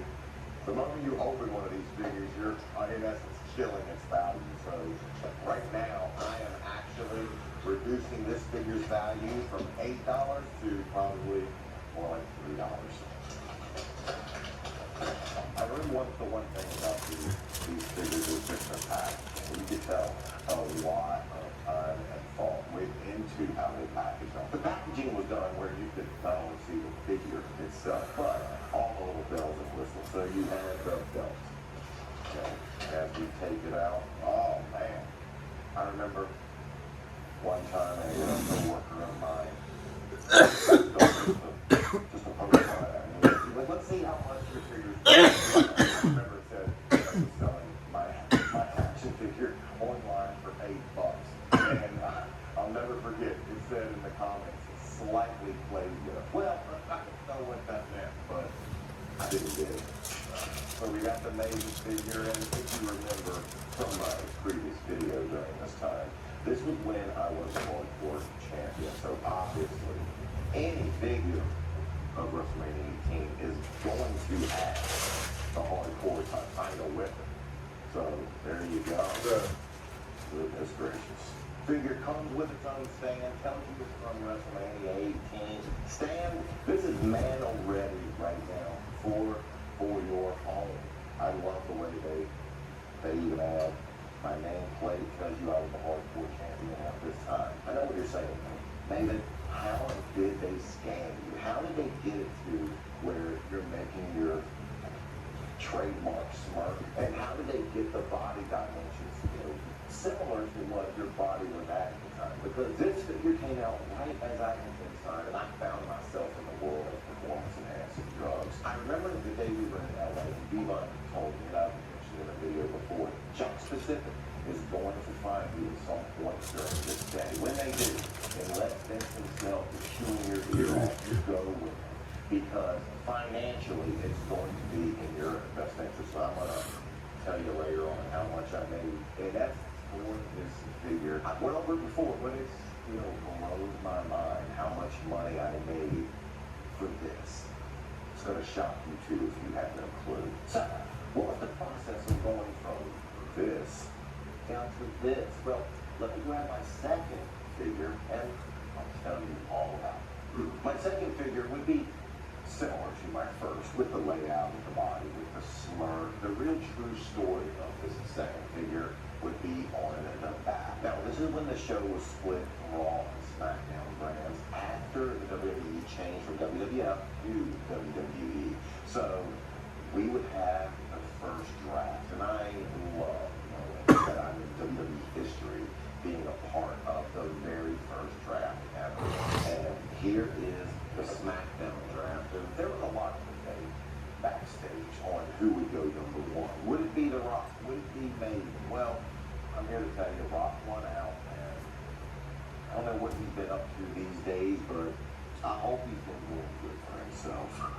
I would find myself drafted 10th that night. And during the program, you see my surprise. Now, obviously, I knew that I was going to be drafted 10th, but that doesn't mean that my shock, the shock on my face that you see when they announce my name, was any less real. Oh, I was that surprised. And I think everyone else was surprised. Not surprised that I was going to be drafted 10th, but I was going to be drafted at all. I'm ahead of names like Chris Jericho. I'm ahead of, obviously, Mike Tudor, the guy who taught me how to spell. I'm ahead of Hurricane. Once I was a mainstay in WWE programming, once they knew I was going to be there for longer than a cup of coffee, once I had the hardcore title, obviously they couldn't fight it anymore. Get him in the damn booth. Let's make him an action figure. My first time being in LA for a full day at the Staples Center, that's when Devon told me, I don't care, unless you're talking to Vince about something you were doing that night, you go with the Jack Specific people the moment they grab you. And that's exactly what I did. They came, they grabbed me, they took me, behind the back of the arena where they had their own truck set up, and inside these trucks, they had a big cylinder tube set up. Imagine almost like a stand-up tanning bed, something you stand in with cameras that hold 360 degrees around you, something that would capture every square inch of your body. So, you better be in the shape that you want to be recorded in. And once you get in this booth, you're there for around 2 hours. I remember them telling me, what's your look? What's your persona? And all I had at the time was my smirk. So this smirk you see is the first and only thing that came to my mind when they said, "Maybe what is your persona?"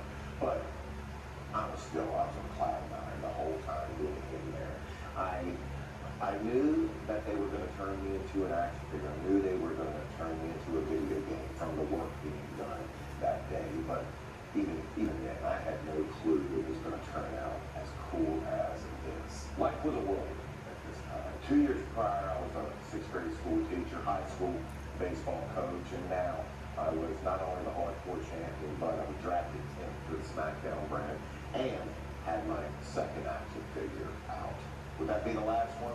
It wouldn't be, but please take a comfort rush. Just 10 minutes. 10 minutes? Just 10 minutes. Get out. Used to struggle with Andrew, but now he just head and shoulders every wash. Because that. The ingredient in head and shoulders fights off the microbes that cause dandruff. See? That's like down here. Make every wash keep. Distrust. I want them to fix this thing. He got fired.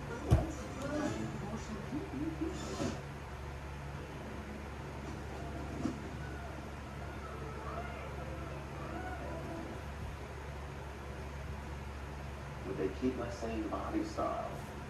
You're about to find out.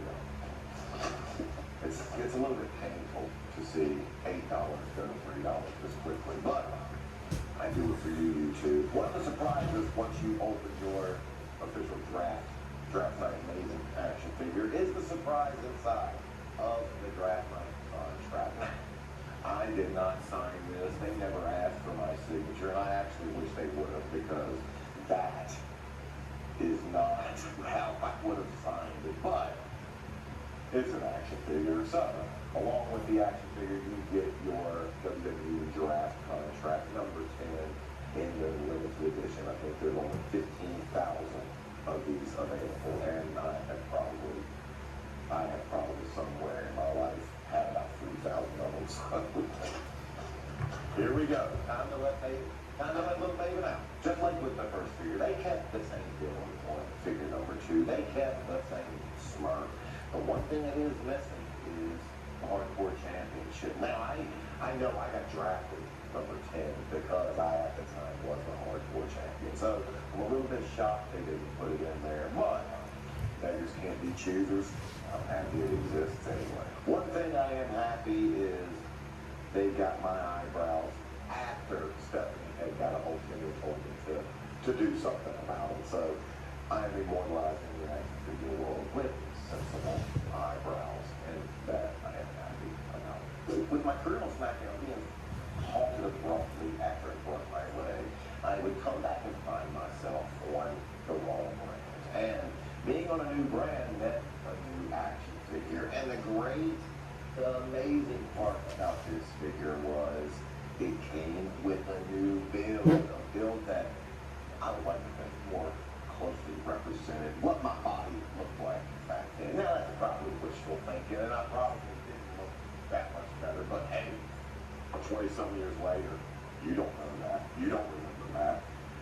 But it's going to look like this forever, and I love it. Now, one thing I forgot to mention was the reason Devon sent me with the Jack-specific people, and it wasn't to stroke my ego. They still had to pay for my rights, and what was my mind to this day? Right there, 30 grand would be what I would need to get my rights to have an action figure out. And I've actually talked to other guys from my generation, and some guys actually make more than I did, but I would care. 30 grand, that was a great payday, and a lump sum payday just to have my rights, so we could have more good-looking men like this gracing the toy aisle. But just like the other two guys, this poor guy, he's been in here locked up for over 20 years. Time to get him his reprieve. Out of the box he comes. And the one thing about this newer figure is he would actually come with a usable trash can lid as a Hardcore Champion. And if you remember my video with The Undertaker, you saw me using the trash can lid on the dead man. And if you notice, it doesn't come with the stand, but he stands all on his own. If you notice, this figure was a little bit more muscularity than this figure, and that would coincide with the time I found myself dabbling with some sports enhancers. So good on you, Jack Pacific. Great attention to detail. I'm glad you didn't miss all the hard work and the trips to my doctor that I was putting in during that time. They made my ass bigger. They made my ass bigger. That was which one? Well, they made my ass bigger. Yeah.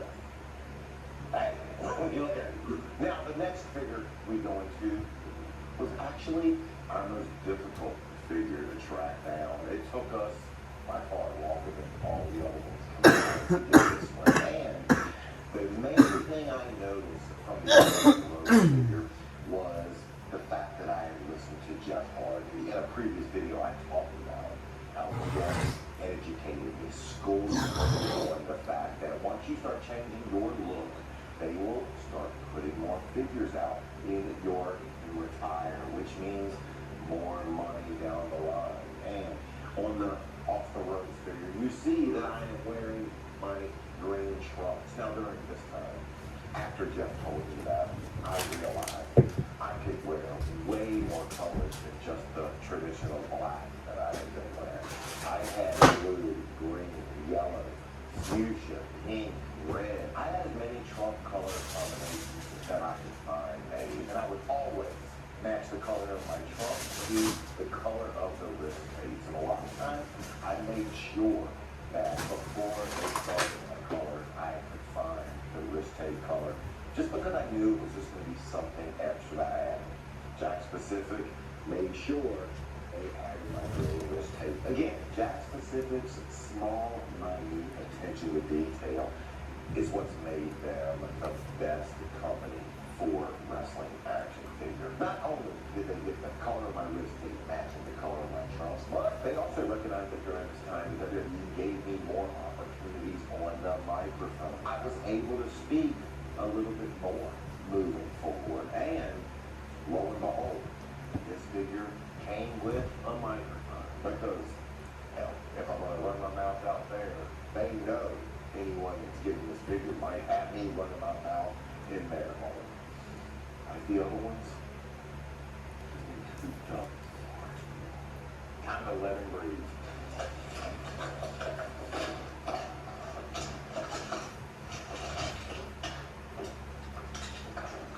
Like the other figures we went by, Jack Specific made sure that as my body developed, as I trained more, as I grew, as I got bigger, they reflected that in my figure. And not only adding the microphone, but the removable elbow and knee pads, the small little touches is what makes these figures so collectible and what makes them just so cool to have. If you notice the M on my front and on that luscious booty, if you notice the color, well, that's actually the color that Maven was written on my booty and on my front side. Jack Specific stopped nothing with making these as accurate, as real as they could, and my hands off to it. Now the next figure that would come out switched up things, and they did this because things were switching up within my career as well. And you might be asking, why are you in a two-pack with Eugene?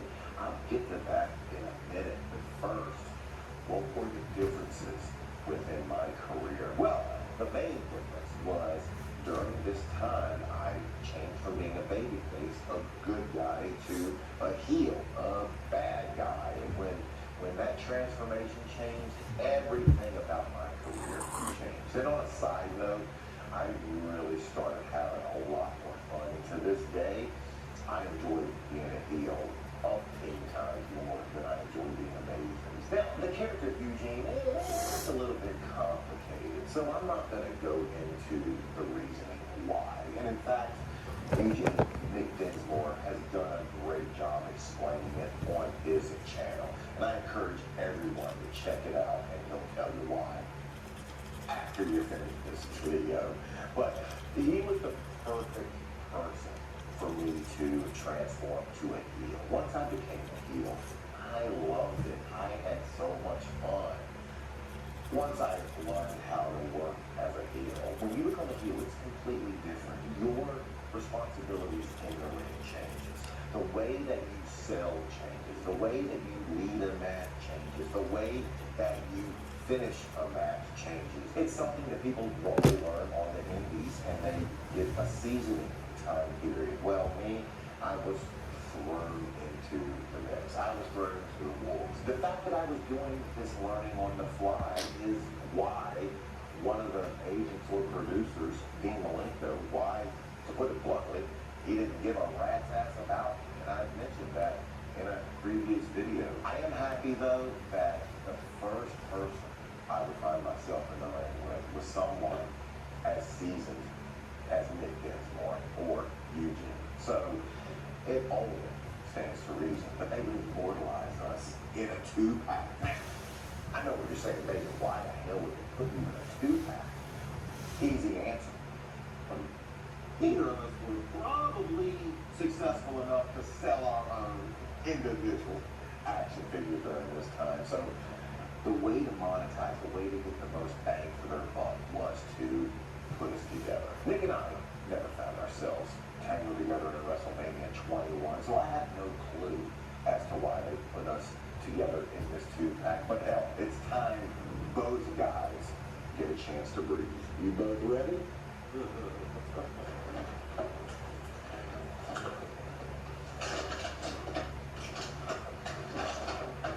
Getting into these figures, I don't know enough about Eugene's attire to know if it's accurate or not, but I do know one thing Jack Specific did with me that shocks me. On my right arm, they have white on there.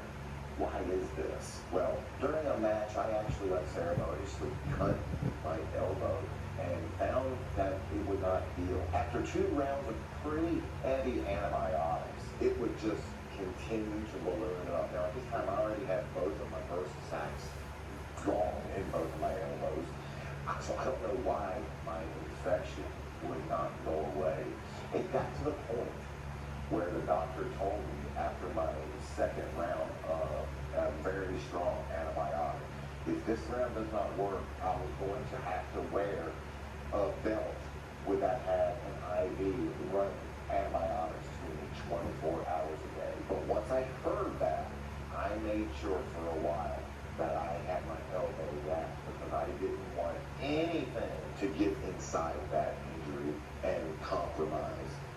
I wanted this injury to heal. So for a while, I would have my elbow wrapped pretty tight, just trying to protect it, just trying to heal an injury.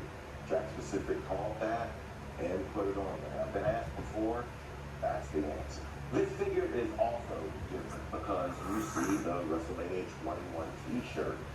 What was great about it, every time we would have a pay-per-view, an overseas event, anything that the WWE was trying to promote, we would always get shirts, and they would have as many as we wanted backstage. And guys would get them, cut them up, maybe use them in a promo. Some guys would use them in a match, even if they had a backstage segment and they're over the pay-per-view coming up that you wanted to start advertising. For the longest time, I had given some shirts in my house, and I still have some old pay-per-views, and it's pretty cool whenever I come across it and see that. That was Rock versus Rock. I remember that SummerSlam. So that's the reason that they had me in a shirt on this action figure. And it was just an opportunity just to do something a little bit different. They were using the same build as other figures. They were using the same green trunks. They were doing the same thing with the removable knee pads, removable elbow pads. But they hadn't put me in a shirt yet. This was a great opportunity to do so. My next figure that would come out would be based on my first pay-per-view as a heel. And it would be New Year's Revolution from 2005. In this pay-per-view, I would find myself against Shelton Benjamin. And it was in Puerto Rico, and I can still remember that Puerto Rican crowd and how much they hated me when I told them, I is who Paul got.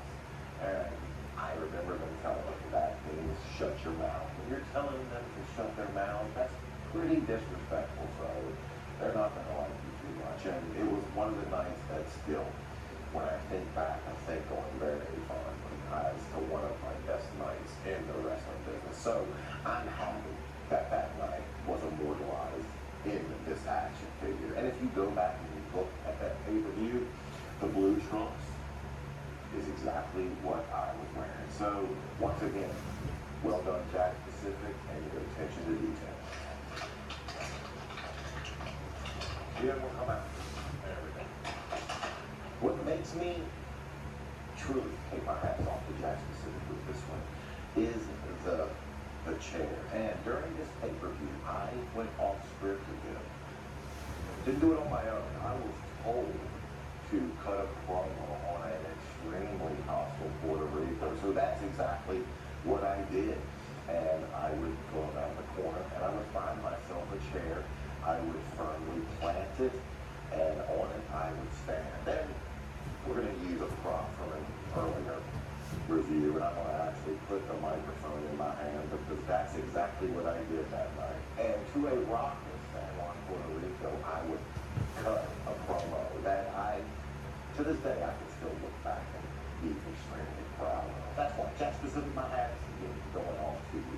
The fact that you put this chair in this pack, not sure if it was an accident. If so, happy accident, but it fits this action figure to perfection. My last action figure, just like my first one, would be based off of my appearance at WrestleMania. This time WrestleMania 21, and as an ode to my first action figures, they would go back and being in the black trunks. And although I was wearing the colors at this time, occasionally I would find myself wearing the black, but having in the black trunks would become a good throwback and actually a good action figure for me to end my career in the WWE. But just like all the other little ladies, this little maiden deserves a chance to breathe as well, so that's exactly what we're going to do.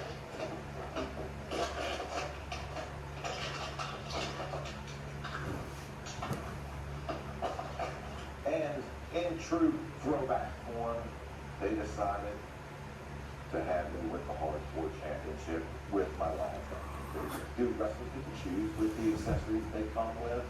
I can't speak for the top tier guys, but I never got a chance. They never asked me, do you want a belt, a microphone, a chair? Do you want a trash can lid?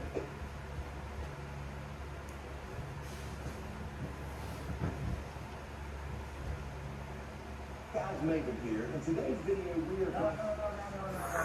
That is not the way you do it. My God, I've taught you how to do that. For the MVP with Stevie Ray Heat, man, you know how to do this. Let me give it a shot. Hey guys, Stevie here along with my brother Nathan. Today we are going to react to some of the worst wrestling injuries. I bet you're on this list. Wow.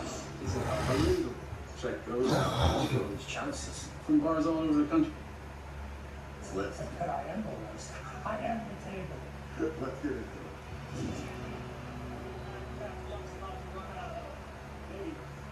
Or maybe not. I don't think Red Moss is going to be honored. I don't think so. Dragon, Boss, Now, usually I would react much worse to this because sometimes we kind of, think there might be some malice attached to this or anything. Drew's one of the nicest guys I've ever known in business, a professional. This was just like when I took the Styles Clash incorrectly. You have a tendency to want to tuck your chin on everything, no matter what ball. He tried to take a front ball instinctively, which was going to be the pancake face ball, and that's all it was. It was basically just something to where his wrestling school instincts took over, and he was trying to take a front ball and ended up spiking. But here's my question, and this is painful for me to watch. Do you think they didn't? Drew's a good worker. Miles is a good worker. Yeah. Did these guys not go over it earlier in the day? They had to. How many times have you walked out like 2:30, 3 o'clock after going over or taking something, it went great, and that was the good take, it's gonna suck tonight now, right? So and if you don't get to it, you have so much stress about it, but you get that one good live tape of the bump. They probably rehearsed it and got 3, 4 really good ones, and they were only set up for a bad one. This is basically a reverse Alabama song, which is rough enough fun for Bob as it is, but it's safe. You're taking a bump, you tuck your chin, you get the wind knocked out of you. Everybody's trying to figure out a new way to do the same standard bumps that have worked for, how much, almost 100 years at this point? They've all worked. So this is Drew and Riddick trying to figure out a way to reinvent the wheel, be creative, when the most creative thing Drew's doing is your basic heel truth promos. Nobody cares about this move about Drew. Taking this move out of the match wouldn't have changed the match one bit. No, but this could have changed his entire life. Yep. I'm shocked watching this. He was able to walk away. I'm happy. Happy he was. Definitely. There's the table. I think a miss is coming. Oh, God. He missed everything. He missed everything. Oh my God, he missed. We're making sure he's okay. Totally. Oh man. I'm surprised that he's not still trying to get up, which means he is really hurt. Because usually on the Indies or whatever, if you miss and you're somewhat hurt, you're getting up. This dude probably can't even feel his legs. And yeah, I don't enjoy watching these at all. We react. We laugh because what are you going to do, laugh or cry? You got to kind of laugh. I laugh at my own botches or things that happen because, well, what can you do about it? But yeah, I wish people on TV and on the Indies or any other place would literally look at the crowd to kind of gauge what you should and shouldn't do tonight. Absolutely. Absolutely. That's a pay-per-view ball. That's I don't think it's anyone you should ever take, really, if you think about it, unless there's a big, like WWE puts the breakaway stage with the padding under it. This does not have the budget to do that. not for wherever they are in front of these. And I'm not saying these 20 fans don't deserve a good show. All we're saying is be good enough to give them a good show, to tell a story without all the dangerous theatrics. You don't have to do shit like this. There's other ways to get a reaction. And so I'm so thankful. I have no idea who this kid is and what if he walking now. I hope he is.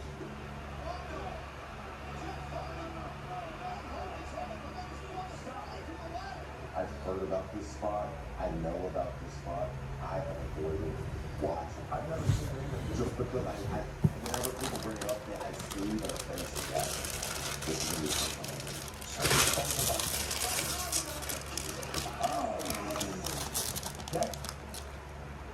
Oh, and here. Look at that. Look at that. Look at here. It's a fall. It's a fall. It's a fall. Oh my God. You know who could have gotten kicked his head? Yeah, John. They both didn't cover up with their Exactly. John Morrison's lucky he didn't take it. The same, because it's the same exact part of the line we both play. What? Last minute. Why are we doing this? They're trying to make it cool. They're trying to get the face bump. They're trying to get the sound out of it. But they don't realize with both of them there, they don't have the center step to a ladder to break their body across. So, and you don't have a solid fulcrum for the ladder. You don't know where it's going to go up. I mean, it's hindsight 2020. Yeah. And I do, when it comes to ladders, weapons, cables, and anything, you know this firsthand. I will map everything out. I will see. And you still can hurt. The main thing with the ladder spots, and we just played it in the HCW, when you have longer hair, this would be no offense, but why take punches, why take kicks, why take anything, or a ladder, for whipping the movement of the hair, it shows and kind of presents an illusion of more impact. So if those two guys were literally draped across the ladder, and Jeff did the thing where the ladder still came up, and they flipped back their hair, the sound they didn't even get the sound they wanted, that metal crashing sound. So you literally had no benefit in doing it that way. That's sound. Oh, he's something. Look at his eye. Look at his eye. That's not a sound. He literally doesn't know where he is right now. I think he's making the best of a shitty situation. He knows this is his money. It's already happened. I ain't gonna change that. I might as well do as much as I can. Not consciously, but subconsciously. In the wrestling sport, you're hurt anyway. Finish the match. Instinctive. Yes, exactly. Yeah. And right up here at the bridge, it's just filleted No, up. he has two noses. It's filleted up. Yeah. I bet. I guarantee you he has breathing issues to this day from that. Guaranteed.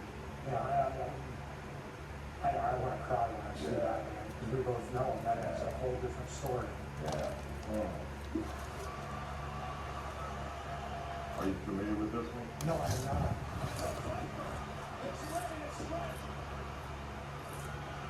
And he's playing his wrist on that? What did he bite? Oh, did he bite one shoulder out? Yeah, that left shoulder. God, I can't watch these. Ooh, guys, you feel that? Everything just changed.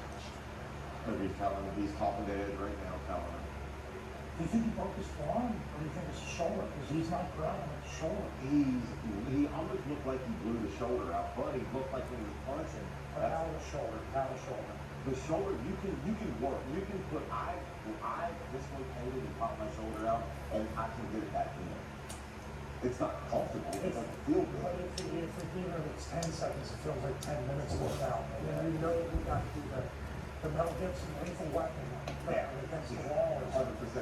And I wasn't in the main event of a pay-per-view when this happened. Yeah, which is the way it usually happens. Just for things.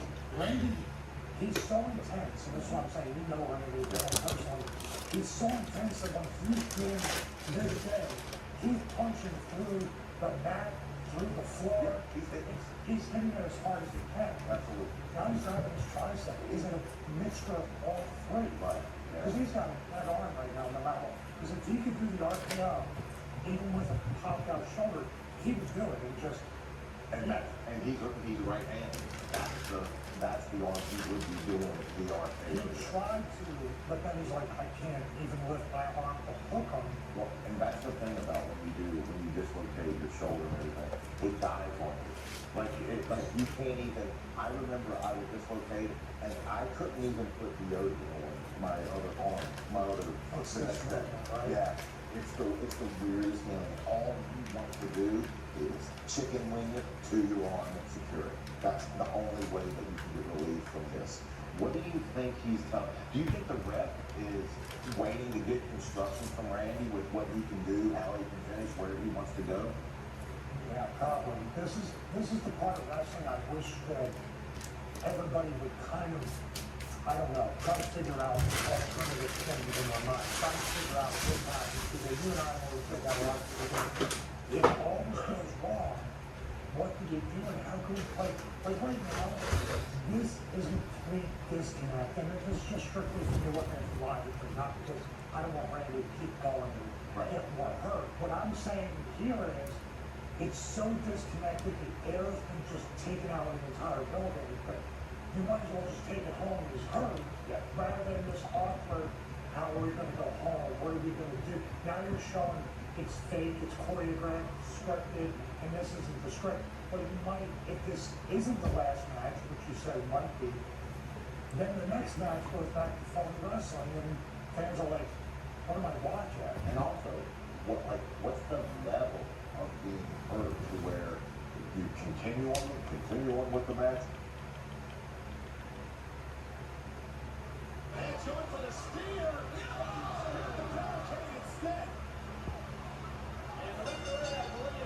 Hey, double count out, and then the people shit on it. And then the people boo. Did you hear that? Like, So you give so much. The people are probably going to crap on it no matter what. But you have now, they crapped on it, and you extended it way too long, to where other things could have happened. Great, we're back to another indie show. Oh, I saw this one. James showed this. Here on the top floor of the high-ranked district, here he goes.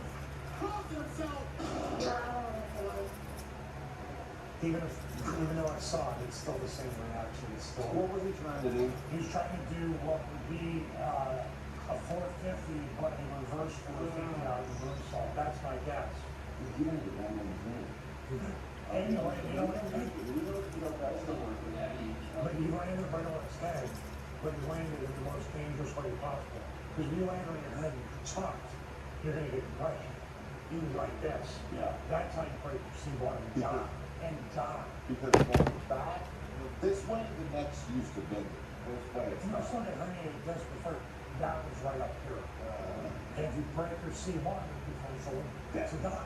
If this happens to you, if you do this, if you get hurt, reach out to me directly, reach out to Maven or anybody else and ask, watch this. What can I do better? You might get a 99 out of 100 that won't even answer or tell you get lost to, like they did me for many years. I do not want to see anybody in a draws position or anywhere close to that. Anybody expected to make it to the finals of this tournament? Now, one match away. He's out. He's out. He went through and he hit his head, like where the bar goes in the He hit the back. Yeah. This is like, But he's out cold. he's on hold. Simon had said in the shooting review that he was trying to tell him, can you really take that? Can you take that? He's like, yeah, I can take it, I can take it, I can do it. And it happened. And then supposedly these guys got labeled as being dangerous.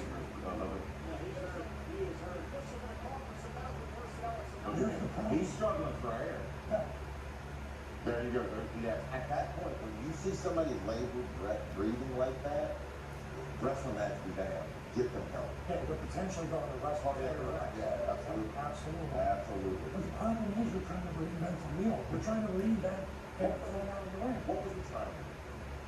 He was trying to do exactly, I think, what they did was hit the thing. It looked like He's trying to whiplash. He's trying to get his hand up to whiplash the bottom rope to make it look sick. Which, by the way, I think they had another 5-10 minutes to go in the match. So this would have made nothing. But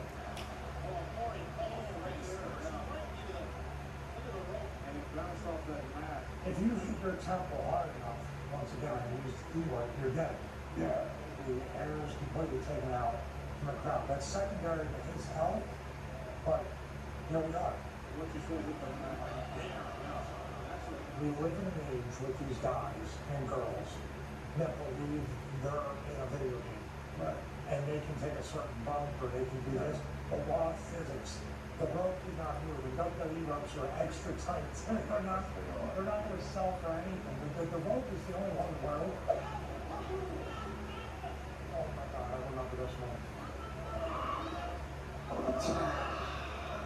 Now, what would you say is the attendance of this particular show?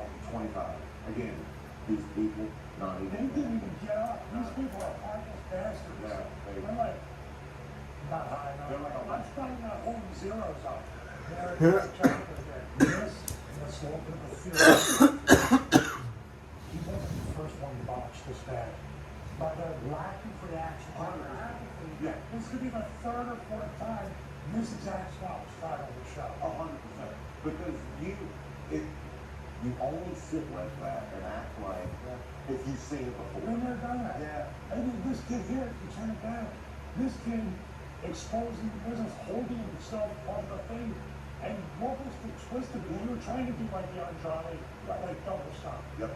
But you were also trying to add. Oh, like almost like a twist of fate type of thing. They're whispering away. Whispering away. My notes with that, by the way. This is The guy on the end, you're right. The guy on the end is thinking to himself, he never gets. He never took his hand out with that offense. Never. Unbelievable. You know how these spots are birthed? It always starts off with this. You know what would be cool? You know what would be cool? You know what would be cool? You know what I've never seen before? And I usually follow it up as a grizzled veteran of there's a good reason. There's a reason. It should never be seen again. I'm gonna give the independent talent. Come up with me, sit with me, and say that line. So I'm sitting at, you know what would be cool? And for people, for independent wrestlers that get mad at us for joking about this, we're only joking, like I said, because this is epidemic levels of just carelessness. And you know, no clue. I give her name as a little bit of. Oh, I remember this one. I know. In Mexico, and totally dominant tonight against Douglas Williams. 0-1. Oh my God. 3 count at the deck.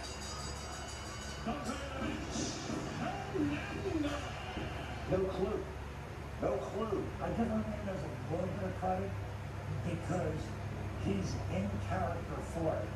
But now the thing is, I would have reacted to the bump and stuff because it's like, oh, you're translating that to the crowd. Like even I thought that was stiff. You're telling the crowd that, absolutely. You're telling the crowd, if I think something is stiff, you should think. Exactly. So, but for him, he stayed in character and he kind of it was the finish, obviously, thank God. But yeah, at the same time, Doug, from what I know, is okay after this. Worst case scenario, that's how we want to land. Yeah. Right there. But what you do get is not only on the upper spine, but the lower spine, because it's so curved. Yeah. you can have herniations up and down your spine. Right. I think what pisses me off so much about this one is just the callousness from Hernandez. I mean, and I get it. He's in game. He's doing it. And he's a babyface, by the way. Yeah. He's not really, you know. He's doing everything he's supposed to. I'm just hoping that when they got backstage or whatever, he wasn't worried about Doug's wheel. Oh, jeez, right on. He knocked him out. All his teeth were knocked out. He knocked him out. Well, that was on him. Official was killing Cesaro. Didn't see Sheamus get great tag teamwork right there. That's what it was, Cole. I give him credit. He's still bumping feet. Oh, Hardy was a tough dude. Yeah. I wonder what his feet doing. Look at him. Look. Oh. It didn't look like a touch. It was just his teeth there. And he did get his hands in front of him. It's so weird. Perfect example of that's not how the rings were when we were there. They didn't have that big block, whatever, so there's more space going towards him. You gauged it wrong. Exactly. When we were there, they just had the pipe up or whatever. And I mean, there was obviously no padding or nothing over it, but I know it wasn't as big as it is now. Now he's showing it. That's a worker right there. That's good. Again, it's happening. Get miles out of it.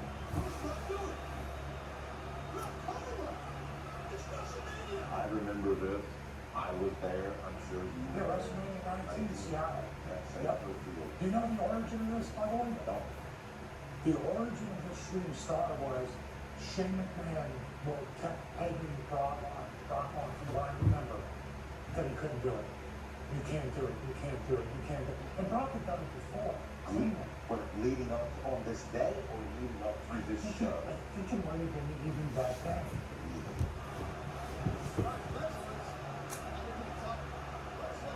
He's looking now saying Kurt is far away. Why does that have to say? He almost wants to tell the ref something, but okay, what should he have done? Because Kurt's way too far away. What I would have called maybe if they had the time, because it's not like it is now.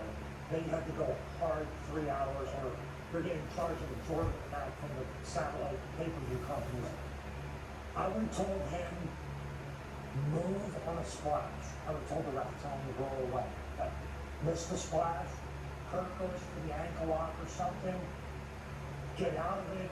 Then pull him closer. Or post Kurt. Kurt peels back. Rolls into position.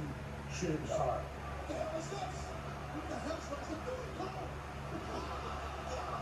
You've got like 3 to 4 things to try to get an extra spring there. And did you notice the tiniest wobble?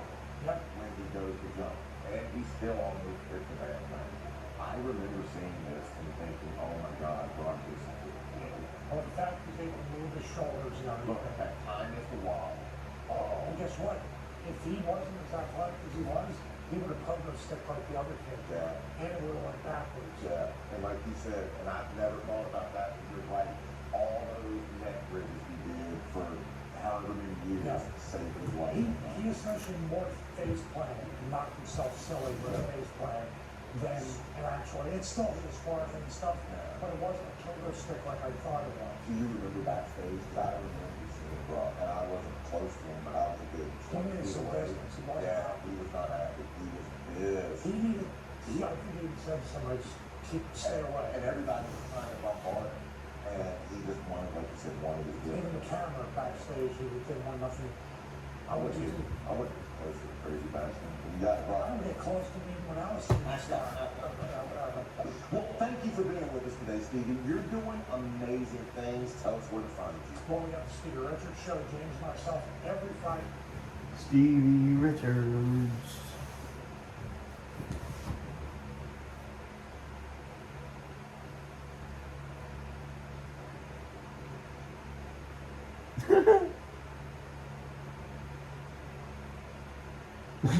That's so weird. I understood. I was going for it, so see ya.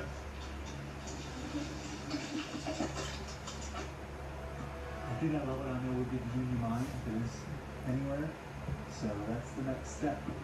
But then this.